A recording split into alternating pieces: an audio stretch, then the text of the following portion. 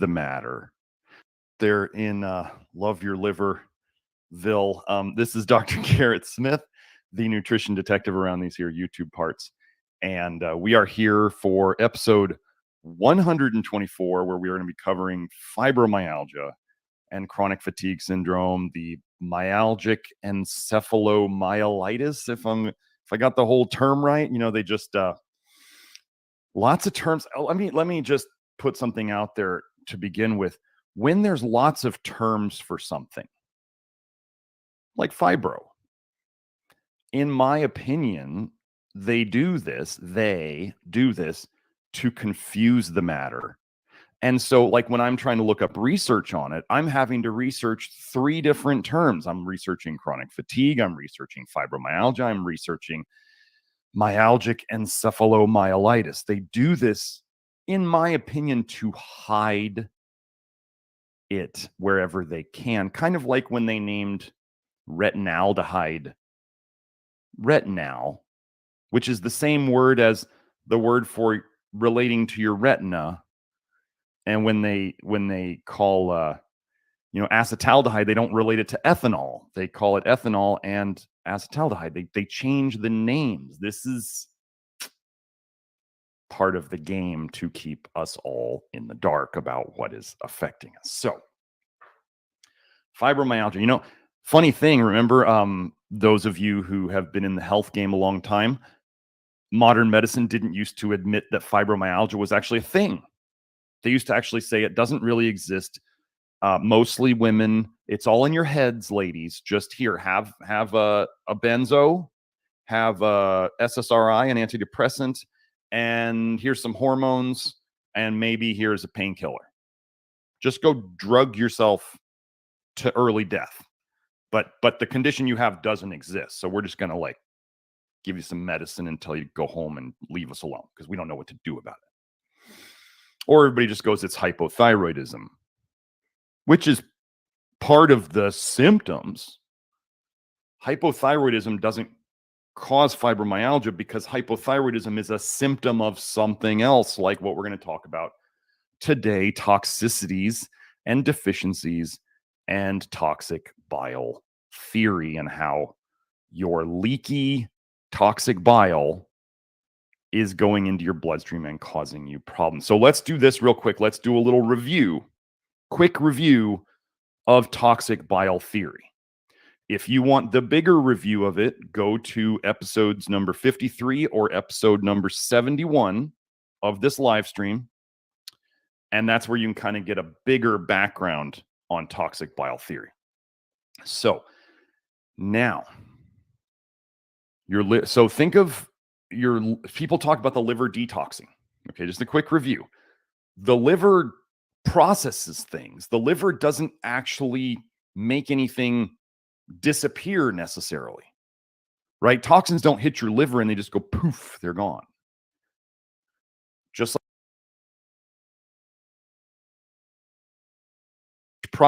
what just happened? Just like a sewage processing plant. There we go. Okay. Just like a sewage processing plant processes toxic sewage and then pushes out, they have to get rid of, it's like nuclear waste, right? You got to get rid of nuclear waste somehow. You can collect it and you can concentrate it, but you still have to get rid of it. So your liver, to get rid of toxins, it makes bile. So bile is by definition the most toxic fluid in your body. It's toxic by itself. The bile itself is. And there's the toxic things that your liver's trying to get rid of in it. Whether those are fat-soluble poisons like vitamin A, vitamin E, cholecalciferol, vitamin D supplements that your body's trying to get rid of, forever chemicals, DDT, whatever your liver's trying to get rid of, if it can process it, it processes it, and then it puts it into the bile. That's how your liver gets rid of it. So think of the bile as your liver's poop. You don't want to keep poop around. You want it out. So you want the bile to leave in your poop. If you have, let's say, reflux like GERD, you've got bile going back up into your stomach. You can absorb the bile through your stomach into your bloodstream that way. You could, when your bile goes down into your gut, you know how everybody talks about leaky gut and dysbiosis as being everything that causes all health problems? Well, those two things are caused by toxic bile. Changing your gut biome and toxic bile eating holes through your intestines. That's leaky gut. Funny thing, one of the things I talk about that are toxic, which is vitamin A, retinoic acid, which is what it turns into, is used as a chemical peel on people's faces to dissolve their upper layers of skin. Gosh, do you think it could eat holes in your tender little intestines? I'd say yes. Do you think it could eat holes in your, I don't know, if it gets into your blood, it could eat holes in your brain even. Don't consume a so-called vitamin that turns into a chemical peel in your body. That's a simple thing, right? So we're going to go over, so when this toxic bile leaks into your blood, all the toxins that are in it leak into your blood. What happens if you don't have enough of very specific minerals and potentially an amino acid known as nicotinic acid to help run your detox systems? So you're lacking minerals, you're lacking a very specific amino acid that produces energy to run your detox system, and you've got too many toxins leaking into your blood. You are self-poisoning yourself. You can get all sorts of symptoms. I go over different diseases each week just about here to talk about, to show you the research that this is all connected. Nearly all human diseases, chronic diseases today, are tied to this paradigm. How can I go into the research each week and show the same pattern? It's just a different syndrome presentation of the same general big problem patterns, okay? So let me find, Joe, you don't need to, I got to find which window we're doing first.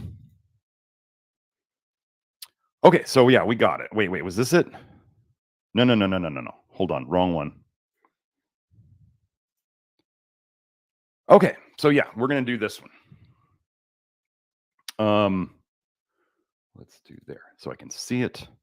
And let me get everything back on my screen. There we go. Okay. So for those of you, here's something that in today's hypersensitive world, I think those who get offended easily would have a lot of problem with this kind of health approach. Because, now just think about this in terms of the bigger society stuff. It's really like kind of mean today to call somebody, you're toxic, right? Or then they might get offended if you say, you're lacking in something. Well, so what am I here doing? I'm telling people that the reason you're sick is you're toxic and you're deficient. So in a certain way, this could be very offensive to many people today, right? I'm not lacking anything. I'm perfect just the way I am. If you're sick, you're not. If you're prioritizing your mental health and using expressions like that, you probably got some things going on. And these toxicities affect your brain, and they affect your gut, and they affect your pain. And I'm going to show you this. So before I jump into this part, if you want to watch the gut connection, if you want to go over where I go over SIBO, small intestinal bowel overgrowth, small intestine bacterial overgrowth, SIBO, and leaky gut and irritable bowel stuff and all that stuff, there's a couple live streams back, Joe. I don't remember which one it is, but if you want to put that up, that's cool. So the toxic bile that comes out of your liver, it goes into your gut. It changes the microbiome. So when you hear about dysbiosis, the dysbiosis didn't just happen on its own. Something changed the environment of your gut, like, oh, I don't know, toxic bile and all the toxins it contains. And so you grow different things, the wrong things. And then this gets into a vicious cycle where then the biome takes the toxic bile, makes it more toxic, and then you reabsorb it. On a normal standard American diet, you reabsorb 95% of the bile acids that go into your gut. If you are eating a low fiber diet, like let's say variations of carnivore or variations of keto, you're not feeding your gut biome, the bifido particularly, And you're not putting down soluble fiber that can soak up bile so that you poop more. So it is possible that people on keto or carnivore diets or whatever variation of a low fiber diet that somebody might do, they're not pooping out much bile, so they're reabsorbing maybe more than 95% of it. We're doing things like soluble fiber as tolerated by the person, the type, and the amount. There is no protocol. We don't do protocols here. We are much too smart for protocols. And we make sure that people are pooping, because pooping is the best way to get rid of the toxic bile. And so we, in theory, can get rid of more than 5% of our bile through our bowels a day. Now, some of it does end up, if you get bile in your blood, these toxins, this bile, you will excrete some of it through your kidneys. Tends to damage your kidneys on the way out. Funny thing, Grant Generou, the guy who taught me about vitamin A toxicity, he was about to go into, chronic kidney failure. They were going to put him on dialysis. He had terrible eczema and he had jaundice. So his liver is the jaundice, right? His kidneys is chronic kidney failure, and his skin was jaundice because he's not getting rid of the toxicity that's building up in his skin. He fixed all of these by going on basically red meat, beef or bison, black beans, and white or brown rice. He changed them around as he went. Okay.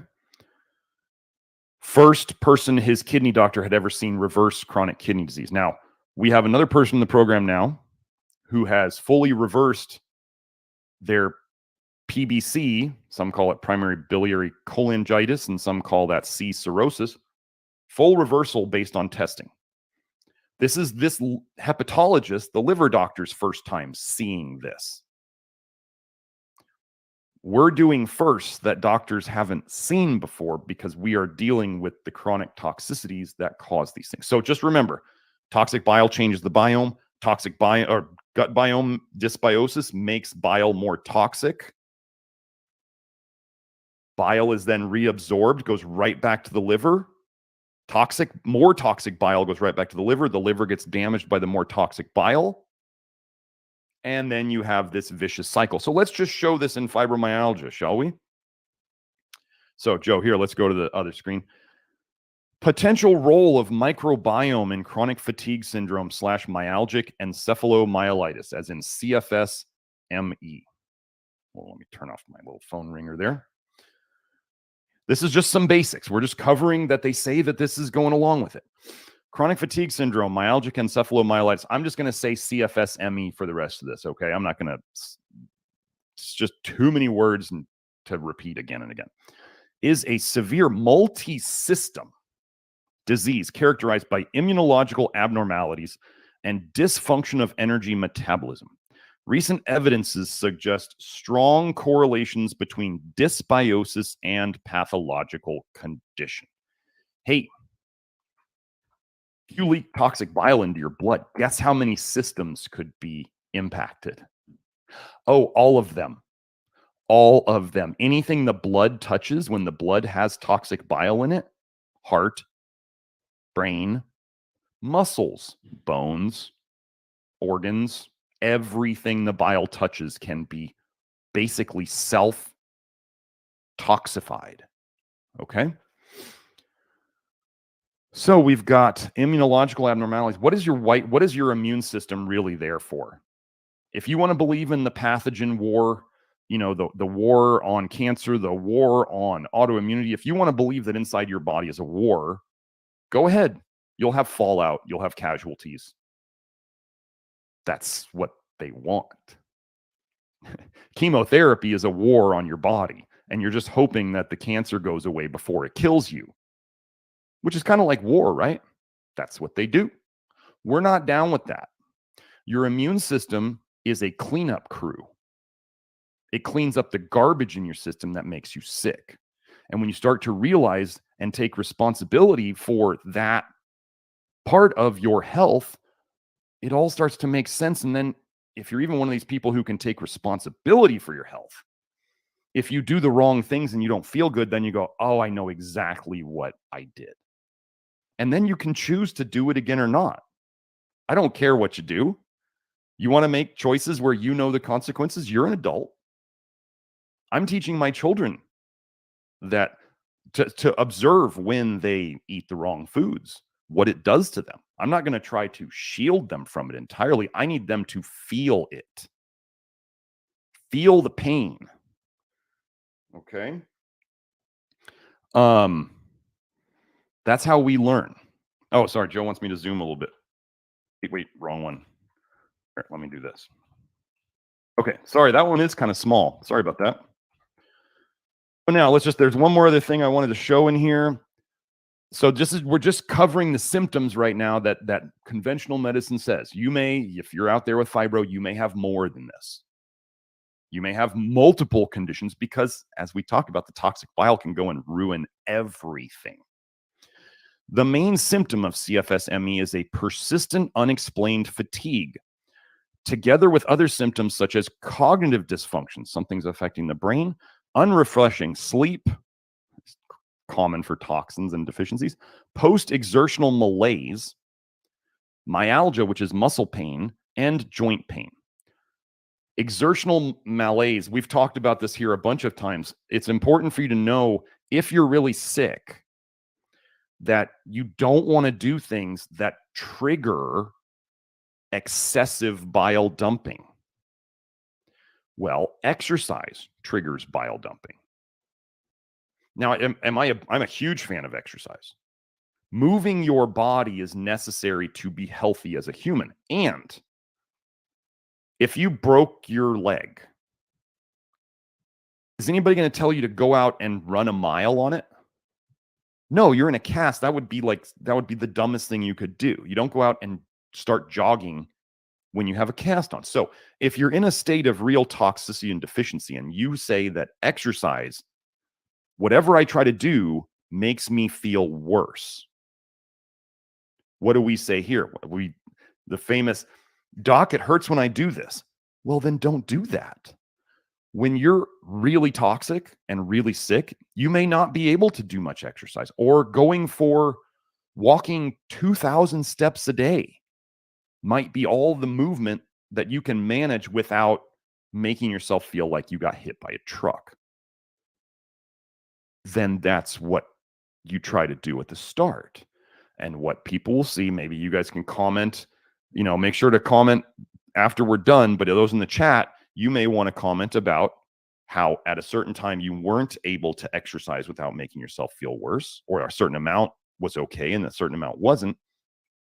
And then later, as you got better, you were able to exercise more. And I can tell you now that at 48, my exercise sessions are better than they've ever been.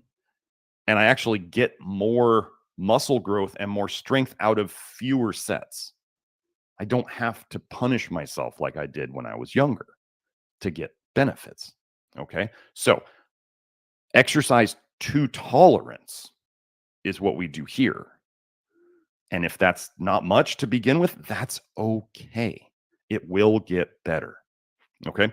So, but just notice muscle pain, joint pain, exertional malaise. There you go. Let me just make sure there's nothing else on this one. I don't think I marked anything else on this one. Oh, here we go.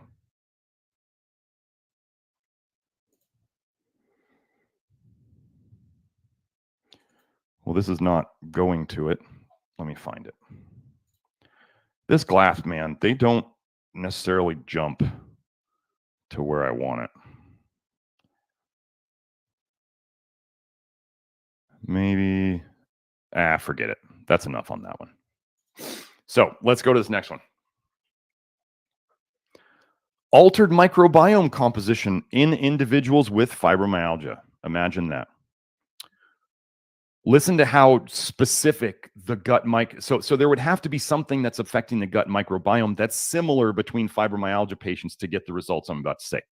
When comparing fibromyalgia patients with unrelated controls using differential abundance analysis of the gut bacteria, so how many of each type, significant differences were revealed in several bacterial types of bacteria. Variance in the composition of the microbiome was explained by fibromyalgia-related variables. more than by any other innate or environmental variable and correlated with clinical indices of fibromyalgia.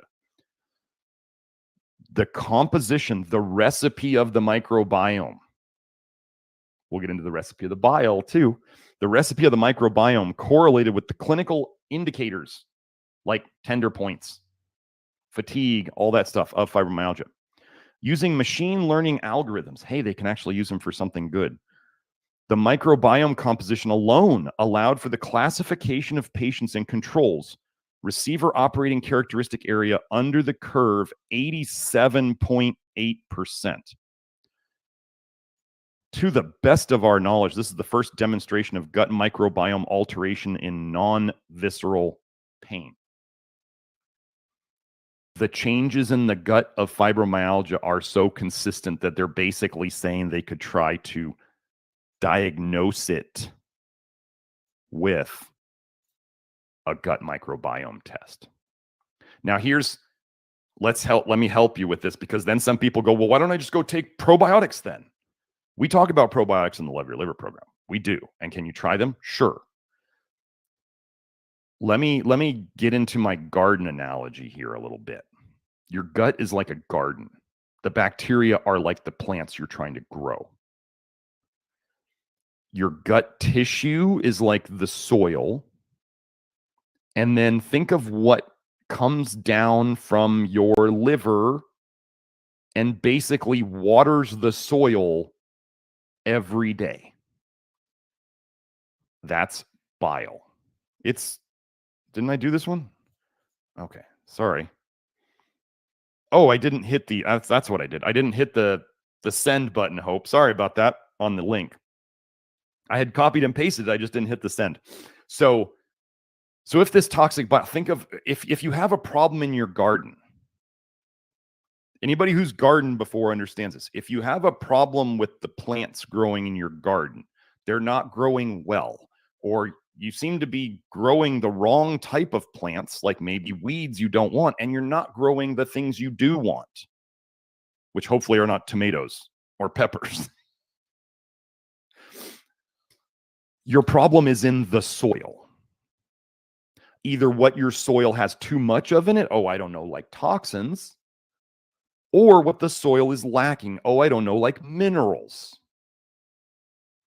So what do we do? Do you just keep trying? Could you do this? Like people do with probiotics. Could you just continue throwing seeds on the soil and hoping that they're going to take somehow? I mean, you could do that. You might get a couple here and there that find the right environment, but that's not the long-term solution. The long-term solution, anybody in gardening and farming knows, you fix the soil. You fix the toxicities, you fix the deficiencies, and then the right plants grow. Or the plants that you want can have the opportunity to grow.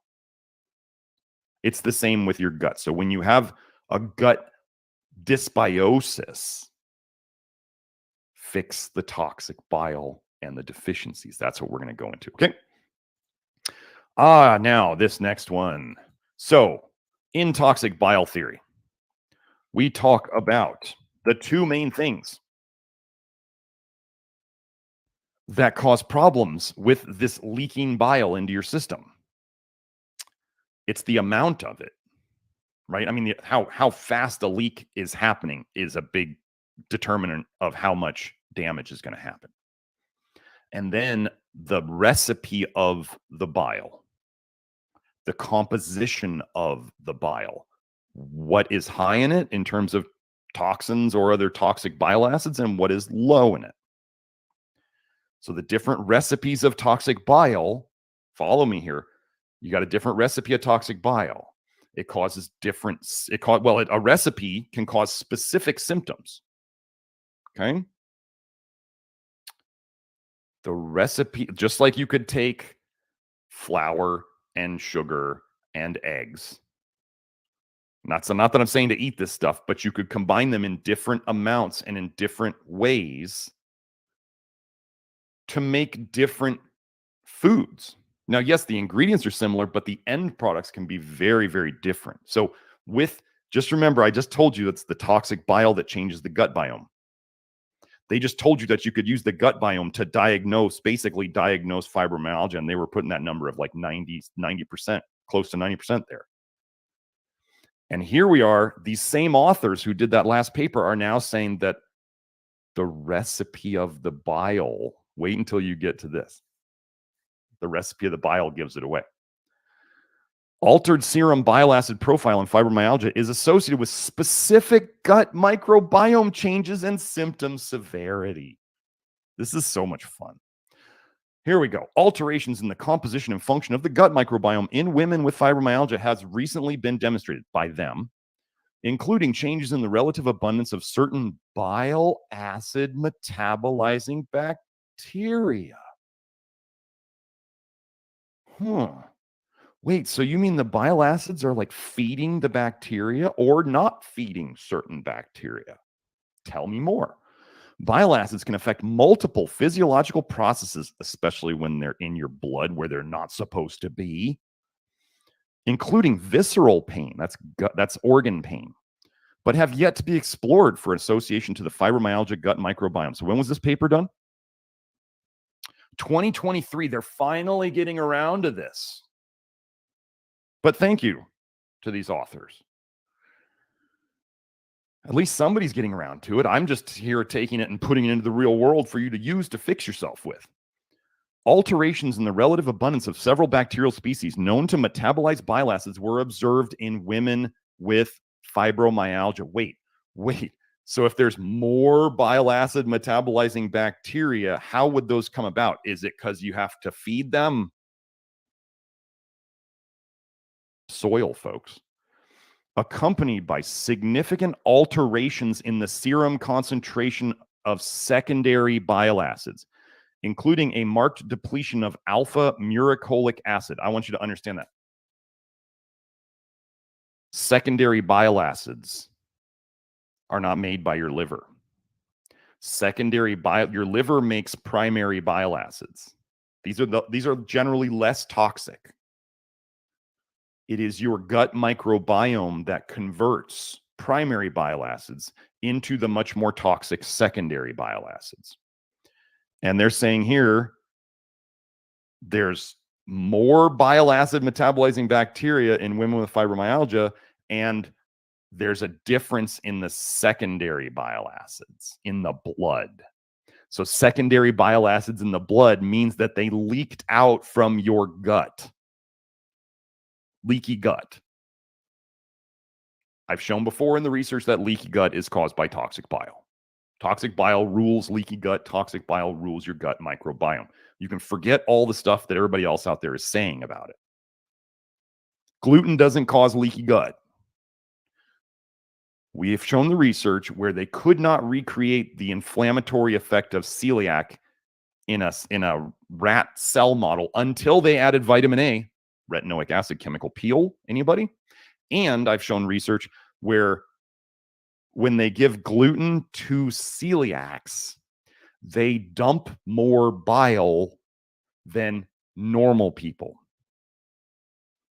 So if you thought gluten was the cause of leaky gut, no.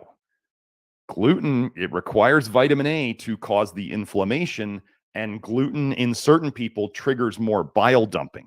So again, we can just bring it all back around to toxic bile theory. If you're looking elsewhere for these answers, good luck. So, serum alpha muricolic acid was highly correlated with symptom severity, including pain, intensity, and fatigue. So they're saying when this ingredient was different in the recipe, even though this one was lower, well, if that one's lower, what are other ones? Taken together, these findings suggest serum bile acid alterations are implicated in nosoplastic pain. Changes in the bile recipe, up and down, are associated with pain. The changes observed in the composition of the gut microbiota and the concentration of circulating secondary bile acids seems congruent with the phenotype, the expression, the syndrome that you see of increased nociception, more sensitivity to pain, lower pain threshold, and are quantitatively, as in how much or how little, correlated with symptom severity. Okay. And one last one, just confirming the connection of bile to this. Metabolic profiling of a myalgic muscle pain encephalomyelitis chronic fatigue syndrome discovery cohort reveals disturbances in fatty acids and lipid metabolism. Hey, what metabolizes your fatty acids and makes cholesterol and triglycerides and does all that? Oh, your liver does. What else does your liver make? Bile. In this pilot study, we compared plasma metabolic signatures in the discovery cohort, 17 patients and 15 matched controls, and explored potential metabolic perturbations as the aftermath of the complex interactions between genes, transcripts, and proteins. Pathway analysis points to a few pathways with high impact and therefore potential disturbances in patients, mainly taurine metabolism. Do you know that your body can bind taurine to bile acids? And that taurine is often protective against symptoms that we call vitamin A deficiency, which doesn't exist. Do you know that taurine can bind to retinaldehyde to make it less toxic for you? Do I suggest everybody does taurine? No. If you try taurine and you don't feel good on it, then don't do it. Because here's the deal. We don't know what your bile recipe is. And adding taurine changes the bile recipe. If it changes your bile recipe for the better, you'll feel better. If it changes the bile recipe for the worse overall, you'll feel worse. So if you try taurine, if you read the magical research on taurine and you decide you're going to take it and you don't feel good, stop taking it. If you feel better on it, take it, but know that over time you probably won't need it or want it anymore, because if you do what we're doing, your bile recipe will change for the better. Think of it, if you have a bad bile recipe at the start and you medicate it with extra taurine and it makes your bile acid recipe better. Well, with all the stuff we do to help your liver and help you make less toxic bile, over time your bile acid recipe will change for the better, and the taurine may actually make it worse. It'd be like if you were a crappy cook in the beginning and you were doing things to try to make your food better that were not normal cooking things. And then as you got better at cooking, you don't have to use those little silly beginner tricks anymore because you're just better at it. That's the same thing that happens with this stuff. So, what is Joe saying?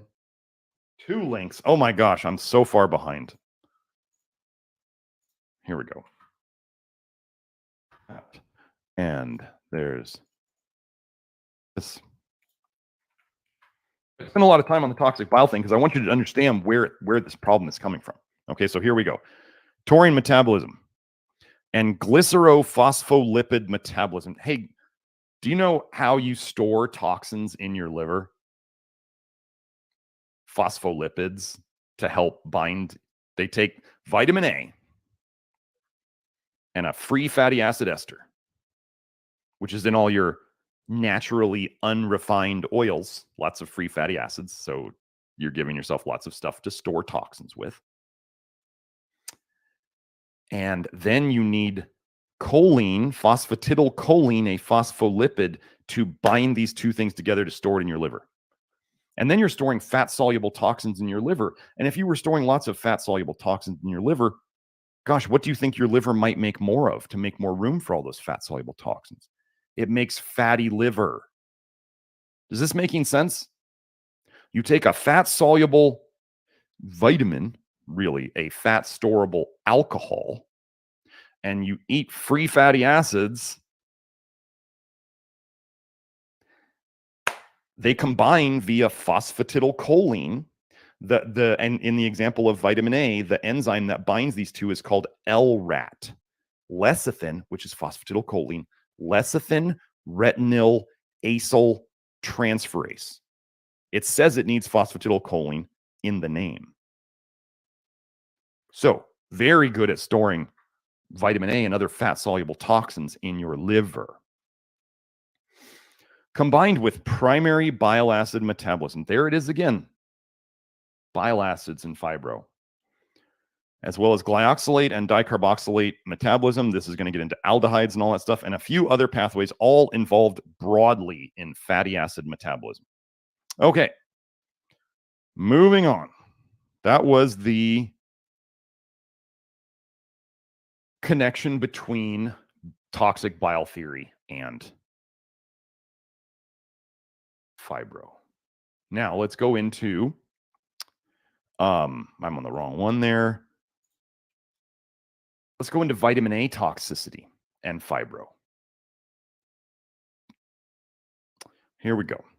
Yeah, this is a thread of mine on Twitter talking about people love to think that beta carotene is somehow good for them. It's not essential. It's the plant vitamin A. It's not good for you. It will cause you problems. So let me just show you this. This is the gaslighting. This is why people don't get better from this, is because medical science likes to gaslight people. From this paper, what do they call it? Carotenemia, a review. It's 2013, I believe. No, not, I'm sorry, 1981. But here's the important, let me get this link for you guys. Here's the important part that I just want to show you how stupid they think everybody is. Hypothyroidism. Gosh, that doesn't go with fibro, does it? Hypothyroidism, diabetes mellitus, hepatic, liver, and renal kidney diseases may be associated with carotenemia, excess carotenoids in the blood, but wait, but are not caused by ingestion of carotene. I'm sorry, how would you get excessive carotenoids in the blood? You eat too many of them. And there's enough research linking these conditions with high carotenoids in the blood, and they're just going to have the gall to tell you that they're not connected. Tell me you can pick up on this. Well, wait, all these side effects that came about in people in the weeks and months after the injection they got that affects their immune system, but the effects that they've noticed are not connected to the injections at all. Does this sound familiar? Safe and effective? Anybody?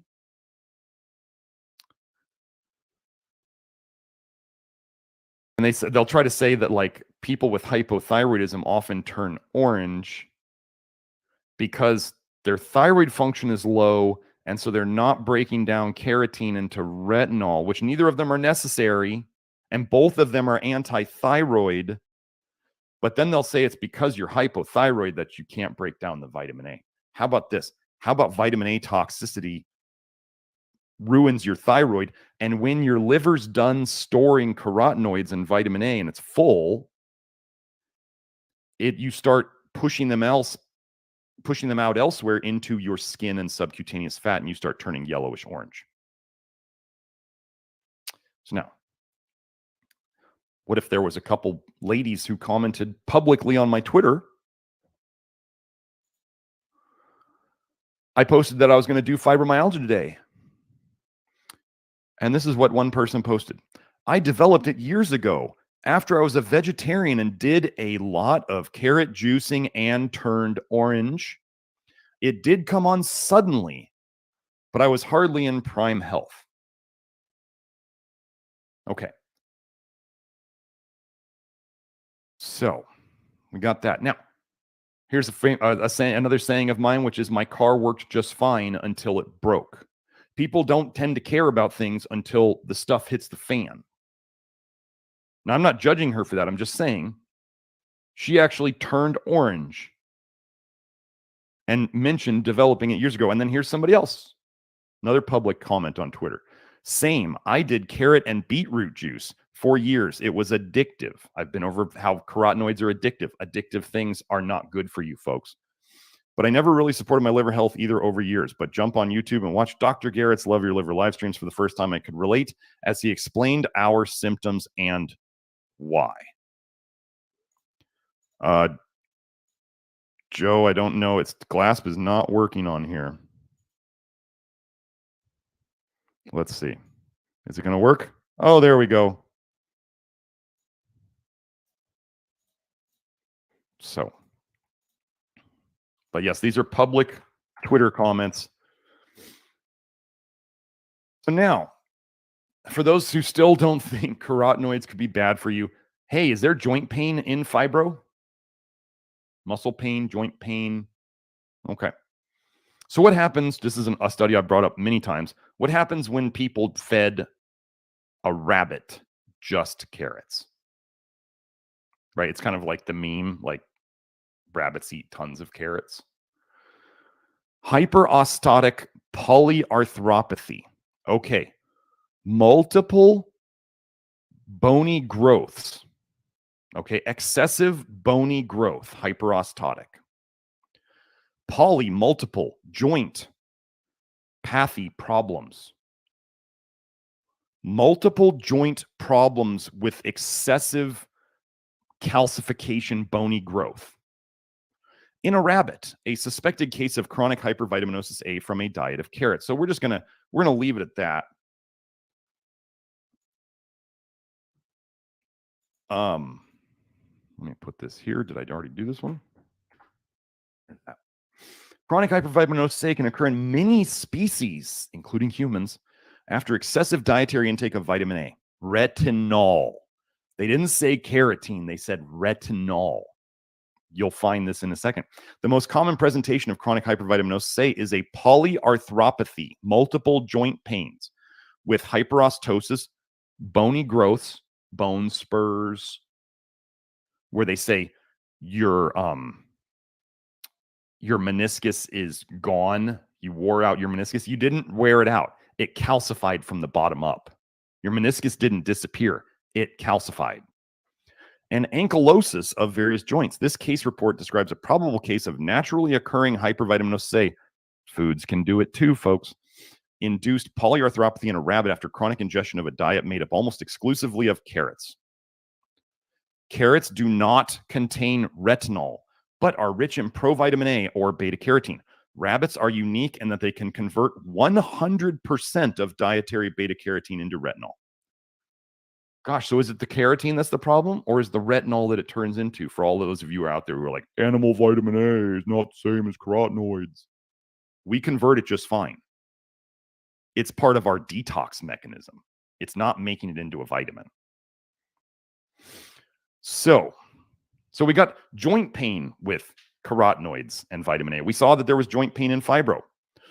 Let's keep going. Neuromuscular. Wait, if there was anything that fibromyalgia would be called, it would be a neuromuscular disease, right? Neuromuscular adverse effects associated with systemic retinoid dermatotherapy, monitoring and treatment algorithm for clinicians. Let me back up on this. First, any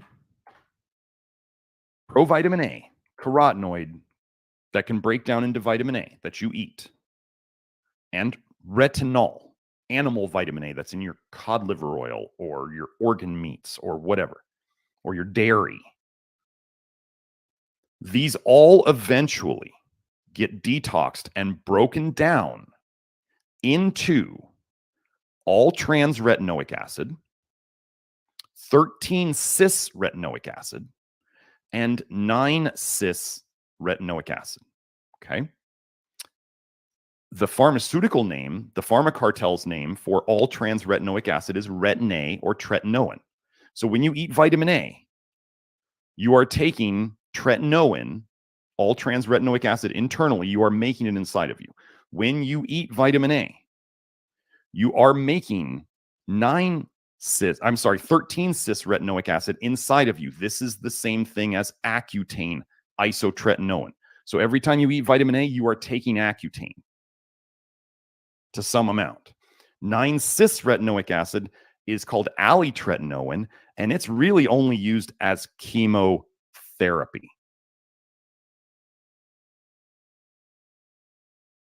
So I wonder what we'll find as side effects of these retinoic acids. We already know as a chemical peel, all trans retinoic acid, They put it on your face as a chemical peel and it dissolves the upper layers of skin.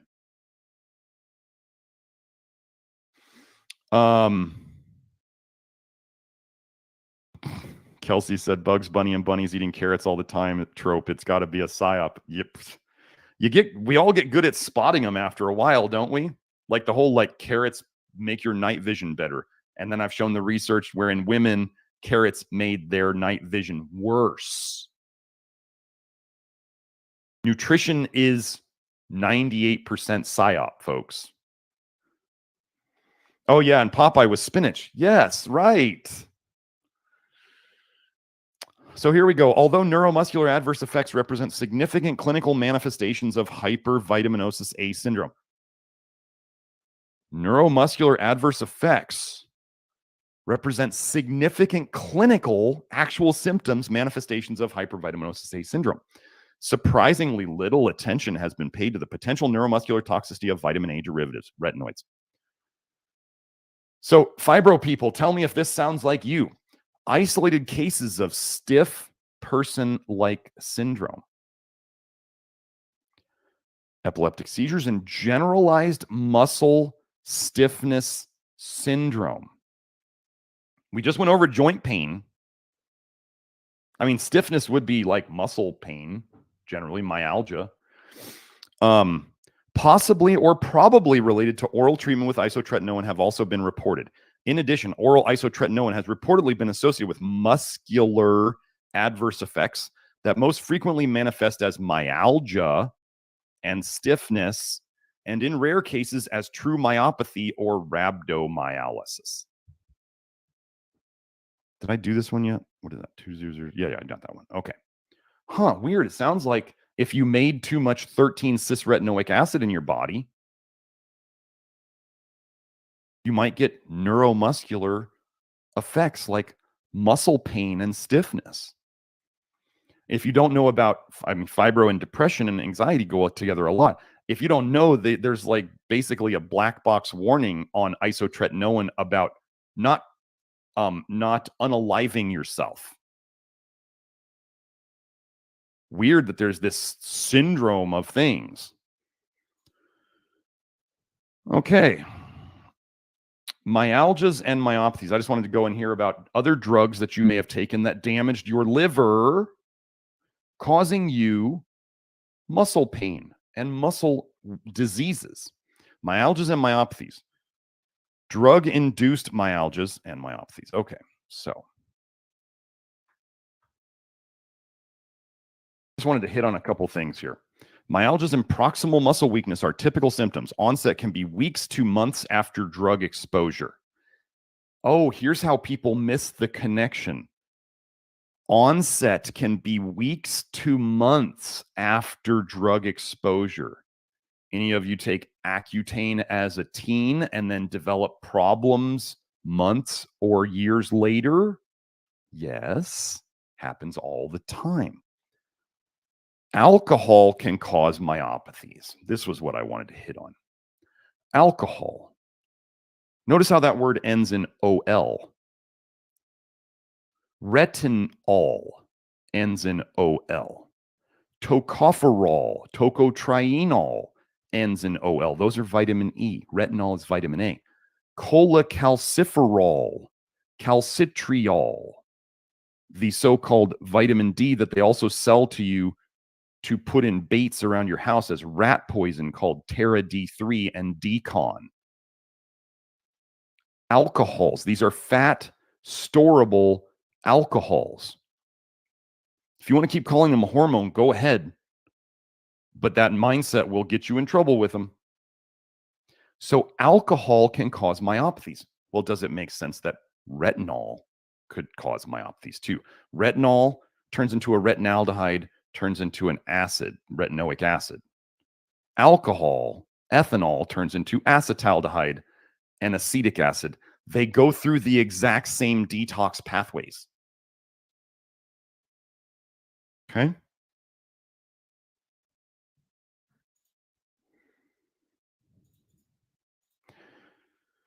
Evaluation of muscle. So we just talked about muscle pain. We talked about joint pain in a rabbit. eating too many carrots. Now we have evaluation of musculoskeletal effects in patients on systemic isotretinoin treatment. So they're taking oral 13-cis-retinoic acid, which you do whenever you eat vitamin A.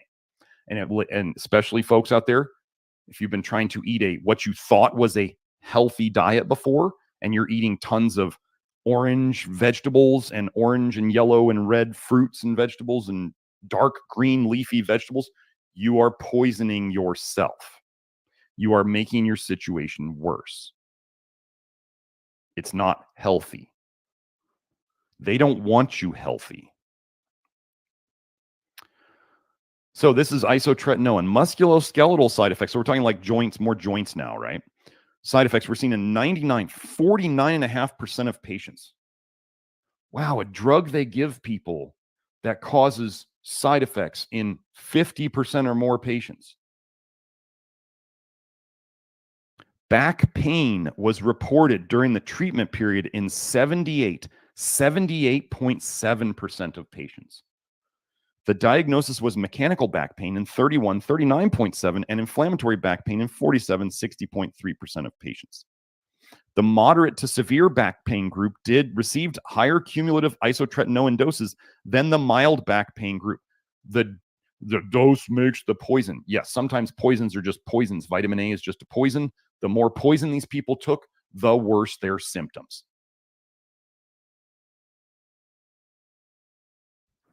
Okay, so there's your vitamin A connection. Let's go to the next one. Is this the one I want? Okay. So another toxin we talk a lot about is copper. Copper is a toxic metal. Do not try to get more of it in your diet. Do not, for goodness sake, please don't supplement this poison. So let's just go and let's just check out copper connected to fibromyalgia. Metal-induced oxidative stress level in patients with fibromyalgia syndrome and its contribution to the severity of disease, a correlational study.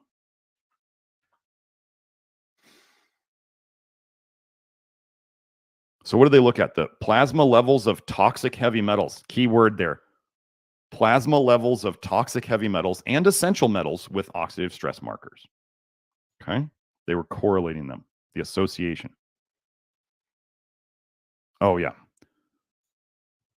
LPO. So levels of LPO, PCG, nitric oxide, and copper, manganese, and aluminum were significantly higher.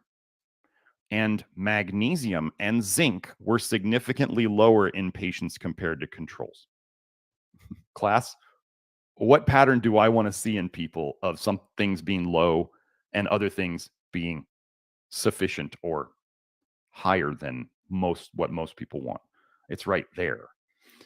A positive association was observed between OS, oxidative stress parameters, FIQR, which is, here, let me get all these, here's all the abbreviations.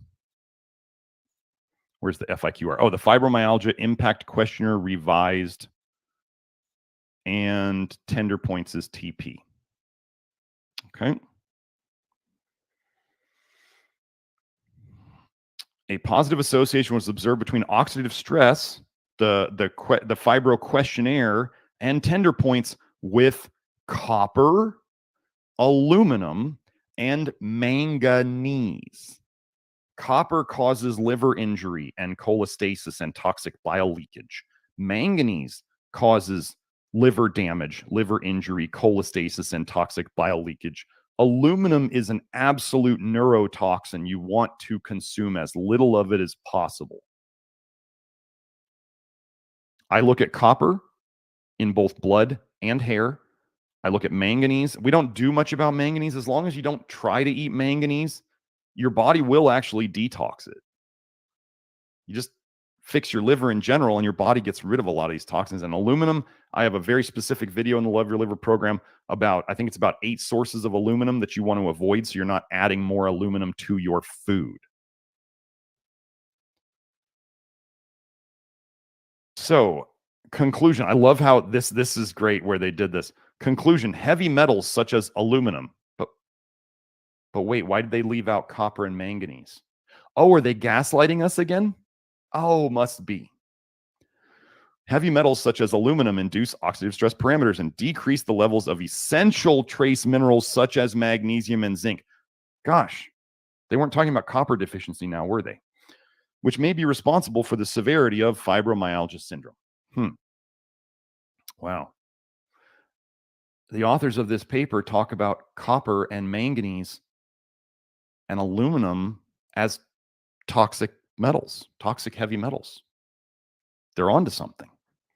So we just showed that there's an excess in this condition. So now what if we could find another paper that showed that when they chelated copper, the situation seemed to improve? We like to do this. We like, when we're looking at essential minerals, we look at what deficiency causes, and then we look at, does supplementation reverse it? Well, what if we could do the exact opposite with vitamin A? With copper here, and we could show, oh, it's high in fibromyalgia, and then when they chelate it, let's see what happens. Now remember, one of the other names for fibromyalgia is myalgic. And Monica, yes, the inner circle is still happening. I just forgot to post it this week, so sorry. If there's somebody posts threads in we'll look at the thread.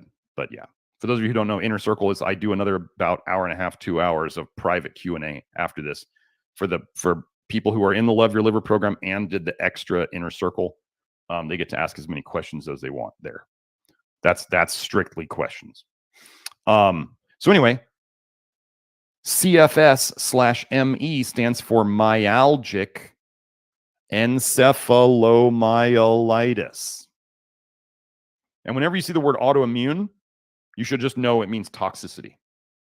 Okay? A low molecular weight copper chelator crosses the blood-brain barrier and attenuates or reduces experimental autoimmune encephalomyelitis. Wait, so you mean they can give autoimmune conditions by poisoning the animals?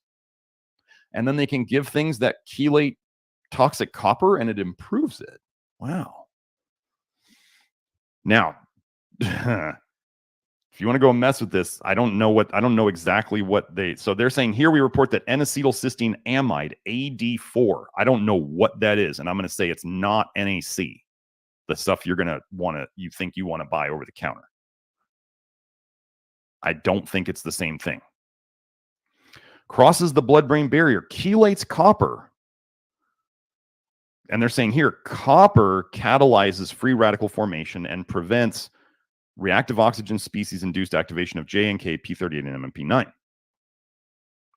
In the myelin oligodendrocyte glycoprotein MOG-induced experimental autoimmune encephalomyelitis, EAE, a mouse model of MS, oral administration of AD4 drastically reduced the clinical signs, inflammation, MMP9 activity, and protected axons from demyelination damages.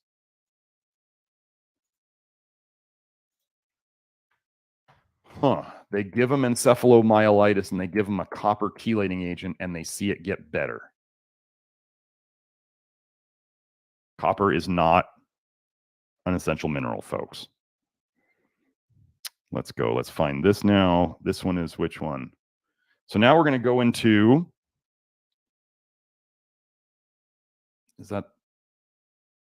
hold on, Joe. Am I going back to the other one, Joe? Let me see if this is the right one. This should be it. Yeah, this is it. The right one for that one. Now we're going back to the now we're going to start getting it. We're going to start getting into the essential nutrients now. Actually, you know what I didn't do? I forgot again to do iron.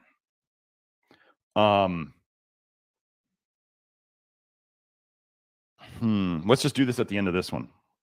So here we go. The relationship between serum trace element levels and clinical parameters in patients with fibromyalgia. So again, what we try to do, they already showed us zinc and magnesium were lower in fibro, right? And many of you already know that magnesium and fibro, like magnesium helps fibro. That's obvious in the research.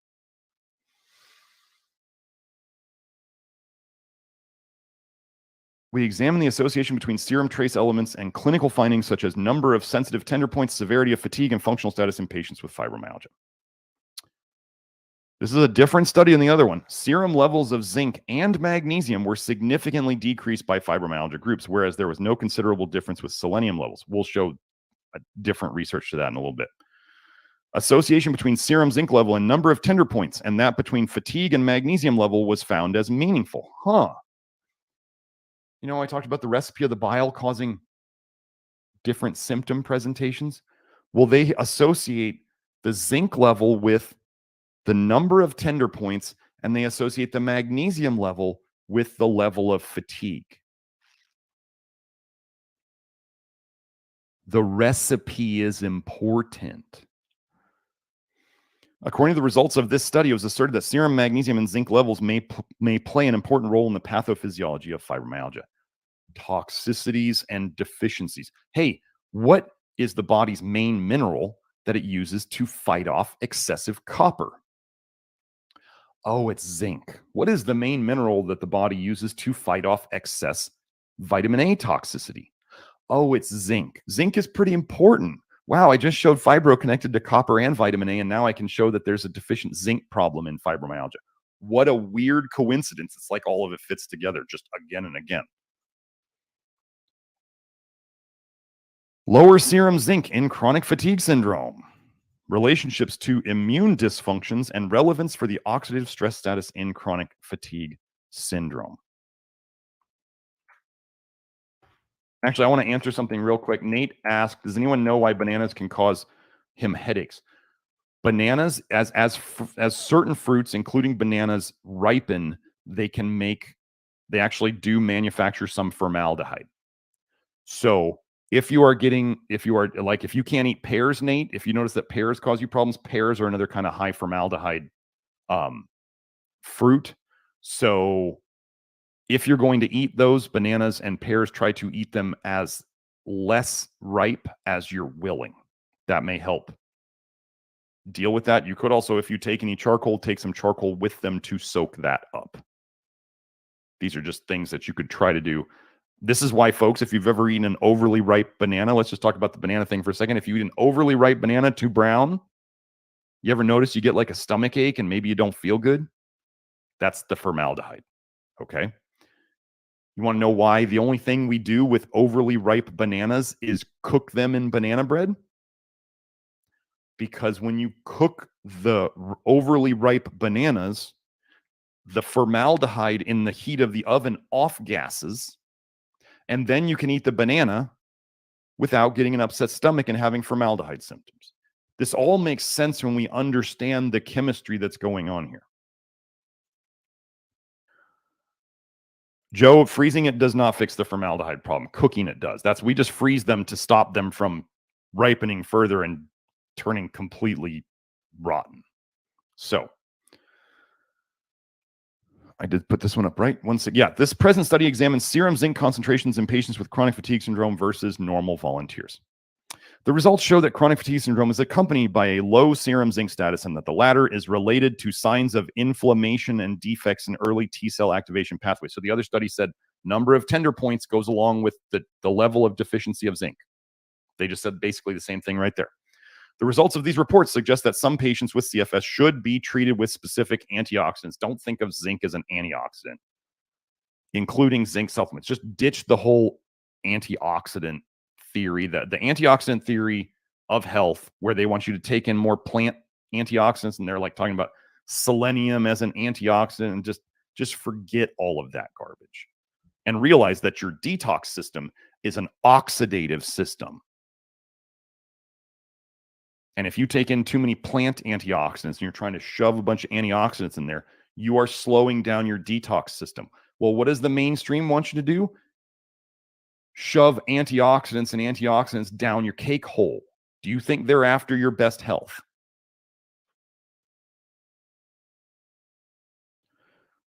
Another one. And another one. Sorry, I had to do that. And another one. Zinc in fibromyalgia patients, relationship with body mass index and sleep quality. Hey, I think I've done threads and live streams on how vitamin A makes people fat, and copper makes people fat. Wow, what mineral fights against both of those things? Zinc. The present study aimed to determine zinc concentration in fibromyalgia patients as compared to healthy controls, as well as to identify the correlation of serum zinc concentration with the body mass index and sleep quality. Results: fibromyalgia group had significantly lower zinc concentration, higher body mass index, and lower sleep quality scores as compared to the healthy control group. Seems pretty straightforward.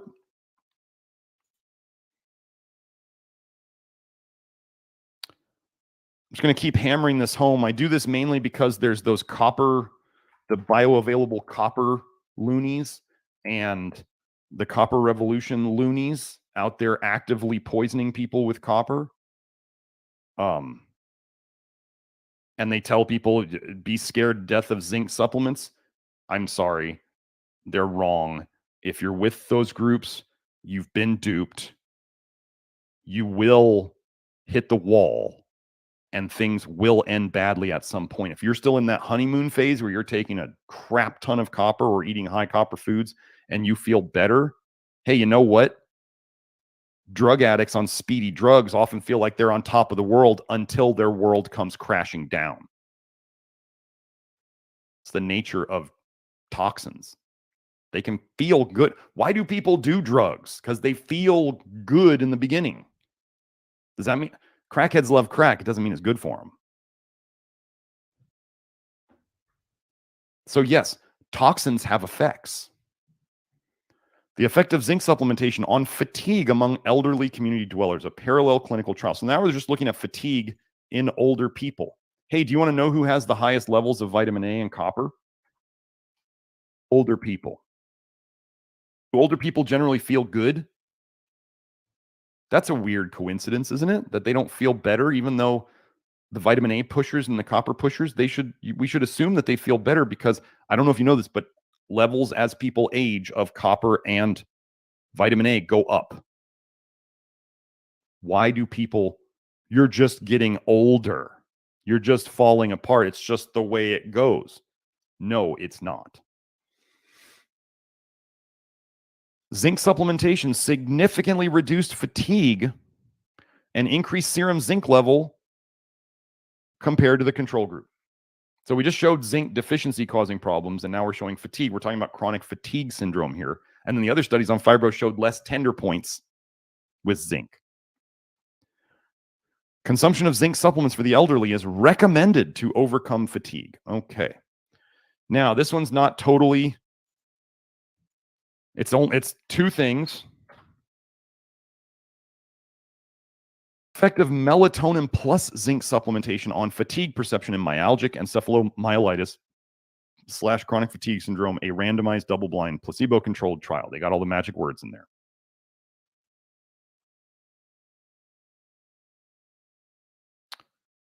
Myalgic encephalomyelitis, chronic fatigue syndrome, is a complex, multi-system, and profoundly debilitating condition, probably of multifactorial etiology. Oh, I don't know, like zinc deficiency, magnesium deficiency, selenium deficiency, nicotinic acid deficiency, copper toxicity, vitamin A toxicity, and all that toxic bile leaking into your blood. Multifactorial, yes.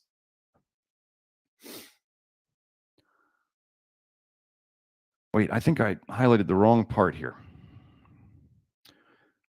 The most relevant results were the significant reduction in the perception of physical fatigue in the melatonin and zinc group at the final treatment follow-up versus placebo, and the significant improvement in the physical component summary at all follow-up visits in the experimental group, the group that got the melatonin and zinc.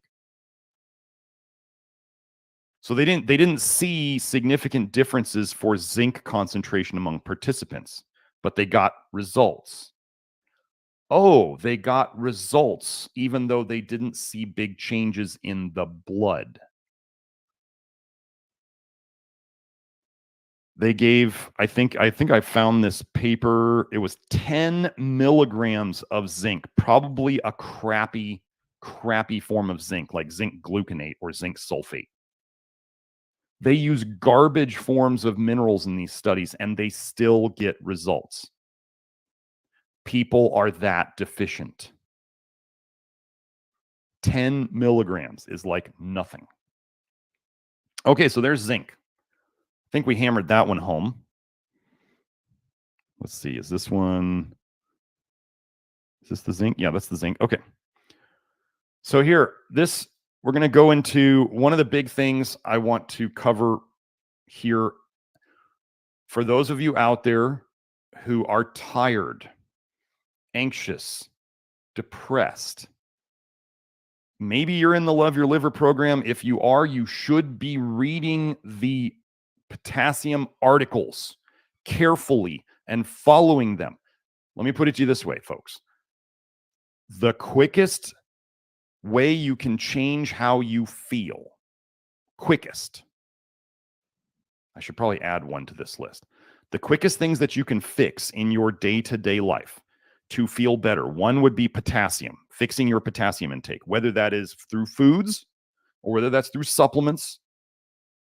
I think the article section in the Love Your Liver is like 6 articles on potassium alone.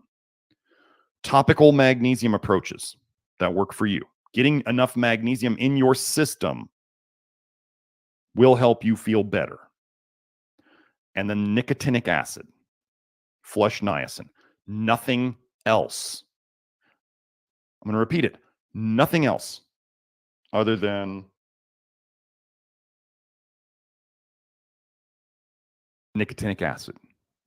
So if you come and ask me niacinamide or nicotinamide, are those okay? No, they're not. No. I could do it in like maybe more tones? No.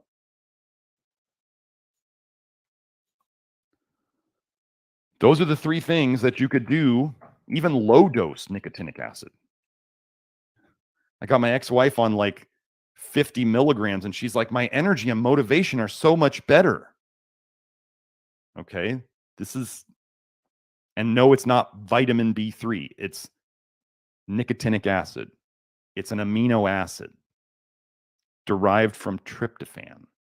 It's not a B vitamin. It's another lie they told you. They just put it in there for ease or for confusion and gaslighting.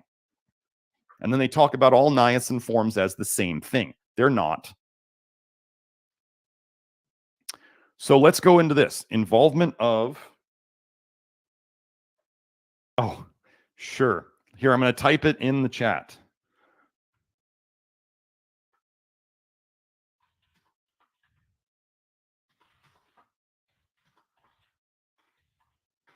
Okay.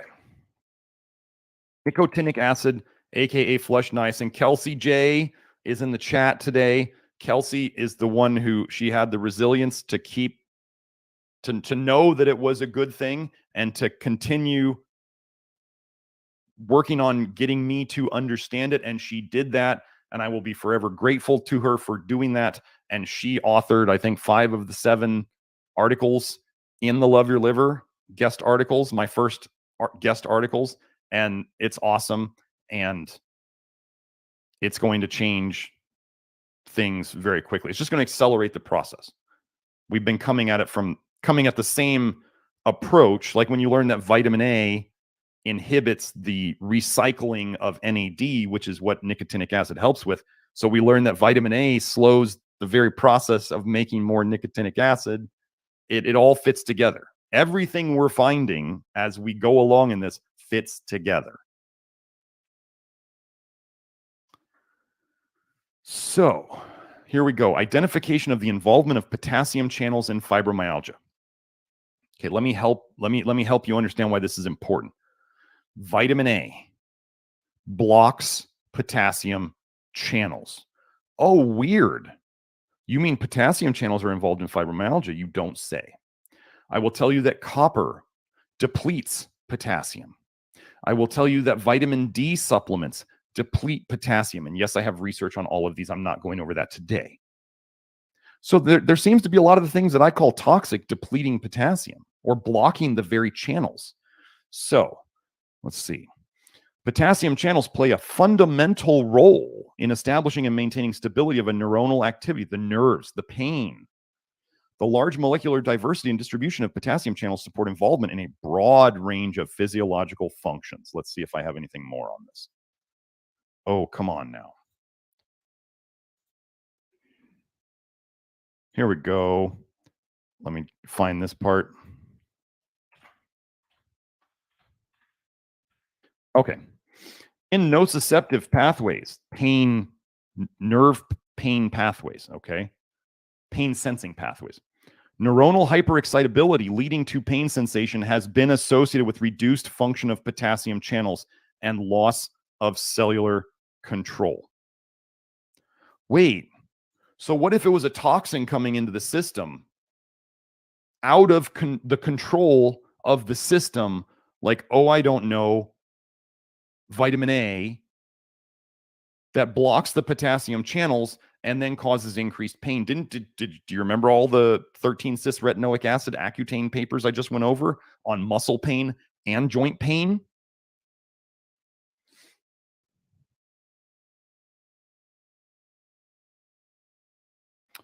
So let's just keep going on this. Potassium ion channel protein levels in patients with fibromyalgia syndrome.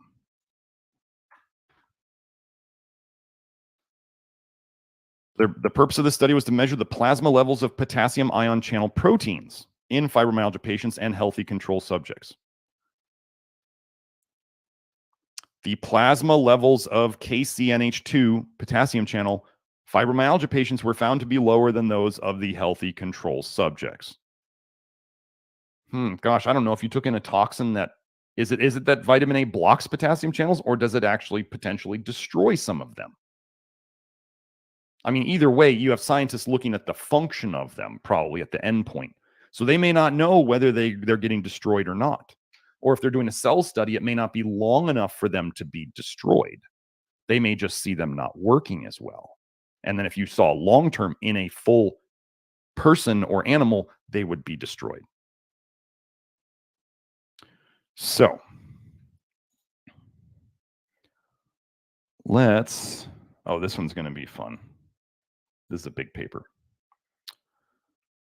Update on the management of hypokalemia, that's low blood potassium, and goals for the lower potassium level in patients with cardiovascular disease. Oh, they're saying heart disease is associated with lower potassium levels. Wow, that's shocking. So what do I say here? Vitamin A toxicity blocks potassium channels. Copper depletes potassium. Vitamin D supplements deplete potassium. Wow, weird. And then vitamin A causes calcification. Vitamin D causes calcification, and copper will even increase calcification. What is the cause of heart disease? Calcification. If you look in the research, you'll see as hypercalcemia goes up, hypokalemia happens, low potassium. So the more your potassium goes up, the more your calcium goes up, the more your potassium goes down. Are you connecting it all? Hold on. Yes? Okay. So let me go find what I marked in here. Oh, man. This thing. Glasp, if you're out there, you gotta fix this, man. This is the stuff I highlighted in here is not showing. This is a huge paper. And now I got to search through it.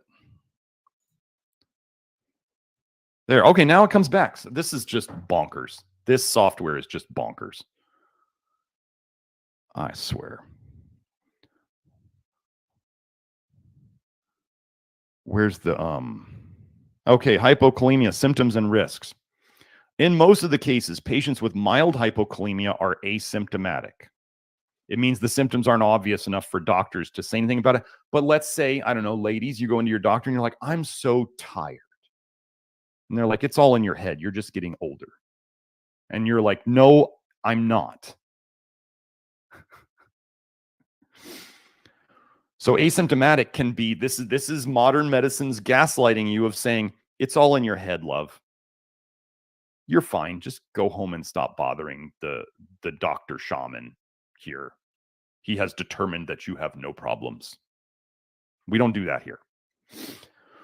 So if they're not asymptomatic, see, so they say mild or asymptomatic, but then they go into moderate and severe hypokalemia may cause neuromuscular, nerve to muscle weakness, fatigue.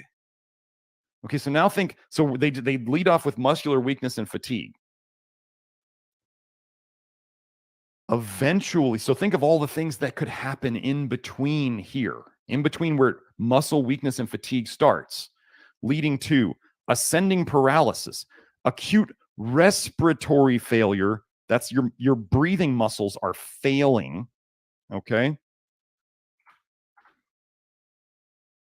Due to diaphragmatic paralysis, rhabdomyolysis, your muscles are actually eating themselves away, basically. They're breaking down and spilling their contents into the blood. Gastrointestinal, nausea, vomiting, constipation, gastrointestinal hypomotility, ileus. So you've got all of it. Gut working overtime, gut working undertime. Renal, kidneys, metabolic acidosis, polyuria, peeing too often. How many of you out there pee too often and too much? Symptoms and cardiac rhythm abnormalities. If you have heart rhythm problems, palpitations, that kind of stuff, especially when you go to bed at night, you are probably copper toxic and definitely potassium deficient. Symptoms are usually reversible after the correction of the hypokalemia. What did I just tell you was one of the quickest things you could do to feel better? Oh, take potassium.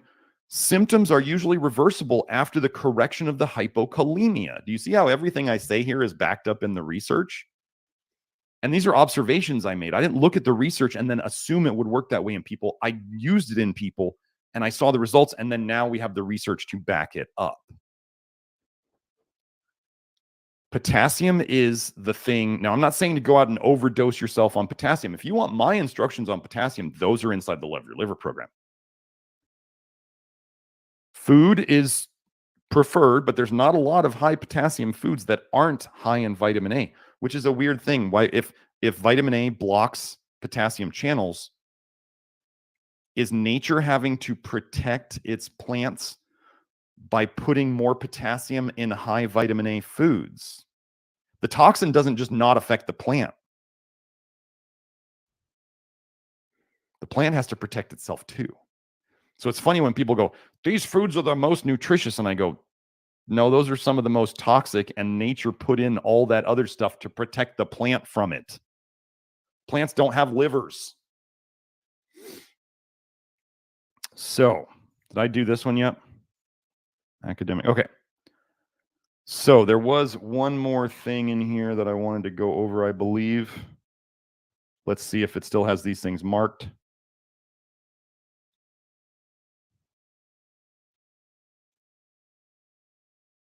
No, this is not the paper. I think that's it on this one. Okay, so yeah, I'm going to say that one's it on this one. So now we have medication-induced hypokalemia. Super common. Okay, a potassium deficiency can impair metabolic functions, and medications cause hypokalemia through a variety of mechanisms. I just told you the other things that people don't realize deplete potassium. Daily intake of potassium is required because the body does not routinely conserve this electrolyte. This is really important. Oh, Hope commented, insulin will cause potassium deficiency. Yes, and on hair testing, a high calcium level on hair testing and a low potassium level is exactly what they call a hypothyroid pattern, a low thyroid function pattern. You want to know what vitamin D does on hair tests and what vitamin A does on hair tests over time? It raises calcium and lowers potassium. Wait. Oh, and copper will deplete potassium, and calcium and copper on the hair test tend to go up and down together. Wait. All those things are hypothyroid, hypothyroidism, and fibromyalgia. We already connected vitamin A and copper toxicity with fibromyalgia. Oh, it's all making sense now. Hypokalemia is one of the most commonly encountered electrolyte abnormalities in clinical practice. What do I tell you that people sleep on the most in terms of fixing their minerals? Figuring out your potassium. If you're one of those people out there who took 199 milligram potassium pill and it didn't do anything for you, let me help you. I've said this many times before. A banana has 500 milligrams of potassium. If you took one pill of potassium, or maybe even two, You took 100 to 200 milligrams of potassium. You took a big bite or two of a banana, and you're expecting the world to change. No, you didn't read my articles well enough. You should go back and do it better. Okay?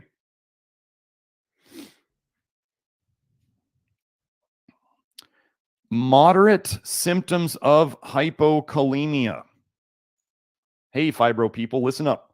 Cramping, malaise, fatigue, myalgia, muscle pain, weakness. You need potassium for your thyroid to run properly. And we're just connecting it all again. Okay. Moderate hypokalemia, as we said up there, is often associated with cramping, weakness, malaise, and myalgias. Musculoskeletal cramping and impaired muscle contraction, weakness, are other common manifestations of severe hypokalemia. Now listen to this. What did I just tell you? 2 of the 3 biggest things you could do to change how you feel the quickest: potassium and topical magnesium. Let's go. Hypomagnesemia, low magnesium in the blood, which is present in more than 50% of cases of clinically significant hypokalemia. Oh, are they saying magnesium and potassium deficiencies come together? Is that what they're saying? I think it is. Contributes to the development of hypokalemia by reducing the intracellular potassium concentration and promoting renal potassium wasting. I'm going to put it to you this way, folks. You need potassium and you need magnesium, and you probably need more than you're getting right now, unless you've been doing my program for a while and you've figured it out. These things come together. If you've ever done like a magnesium bath or used topical magnesium and you didn't feel good, maybe you got palpitations, maybe you felt irritable, maybe you felt racy, what it's showing you, just like they said here, too much magnesium at once can affect your potassium situation. So you probably have a potassium deficiency that when you took the magnesium, it exposed it. It showed it more. So what do? We fix both of them. But if you have to fix the potassium one first, fix that one first. Oh, so remember how I said vitamin A raises calcium, vitamin D raises calcium, copper tends to raise calcium. Do you know what happens when you raise calcium? You deplete magnesium, you deplete potassium. You see how it's all fitting together again? So that's potassium. Pretty important, I'd say. Let's see, was this the potassium? No, that's zinc. That's potassium. Magnesium. Now, I'm not going to spend a lot of time on magnesium. Most people know about magnesium and fibro. I just got this one paper, which is a review paper. Magnesium and fibromyalgia, a literature review. We're going to go down here to, let's see if Glass did it right this time. Yes, there we go. There we go. It worked for once. Some studies showed, so remember, we like to see deficiencies in the condition. Not that we like to see it, but it's going to be there. We look for deficiencies in the condition, and then we look to see, does supplementing fix it, make it better? Some studies show decreased magnesium levels in several tissue compartments in fibro patients, along with a negative correlation between magnesium levels and clinical parameters of fibromyalgia. A negative correlation means that as magnesium went down, their symptoms went up. That's a negative correlation. They go in the opposite direction. Less magnesium, more pain. More magnesium, less pain. Bages et al. Reported significantly lower serum and erythrocyte, red blood cell, RBC for those of you who are into that, magnesium levels in patients with fibromyalgia compared to controls, along with negative correlation between the magnesium levels and fibromyalgia symptoms, what we just said. In Kasim's study, serum magnesium levels were significantly lower in patients with fibromyalgia when compared to normal healthy individuals.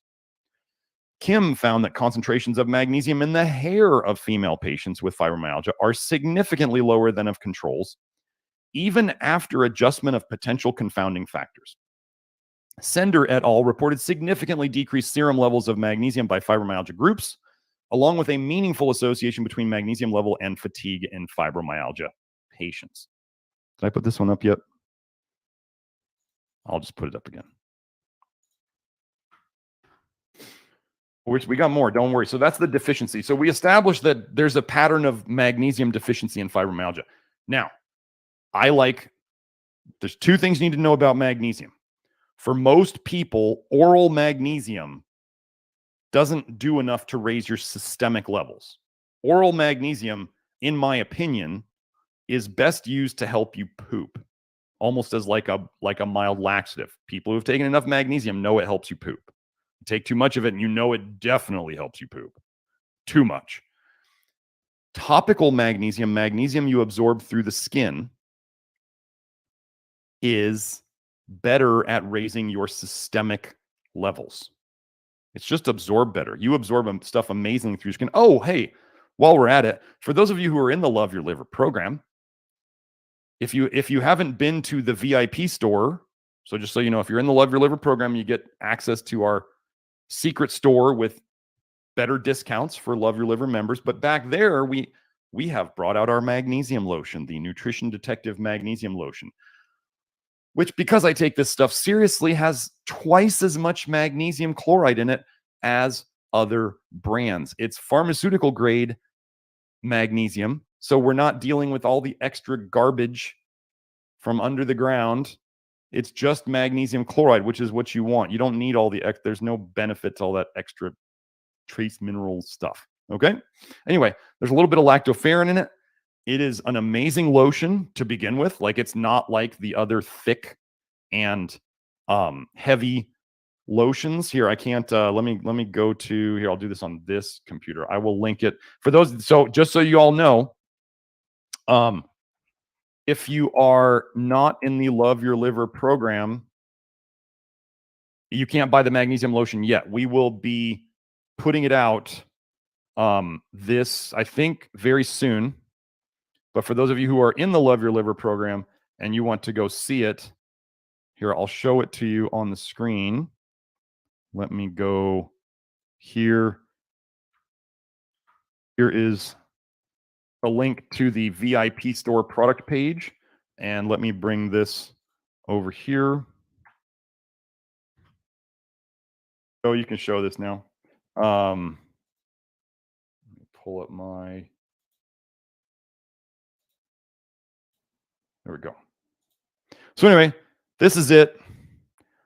This stuff, just so you know how seriously I take this, it took 20 months and 18 formulations to get it right. I'm not some fly-by-night supplement guy who's just like, put whatever BS in it to make it so I can sell it. I was not going to put up with the thick and heavy and gross magnesium lotions that are out there. I put as much magnesium as I possibly could in it. There's in a whole bottle.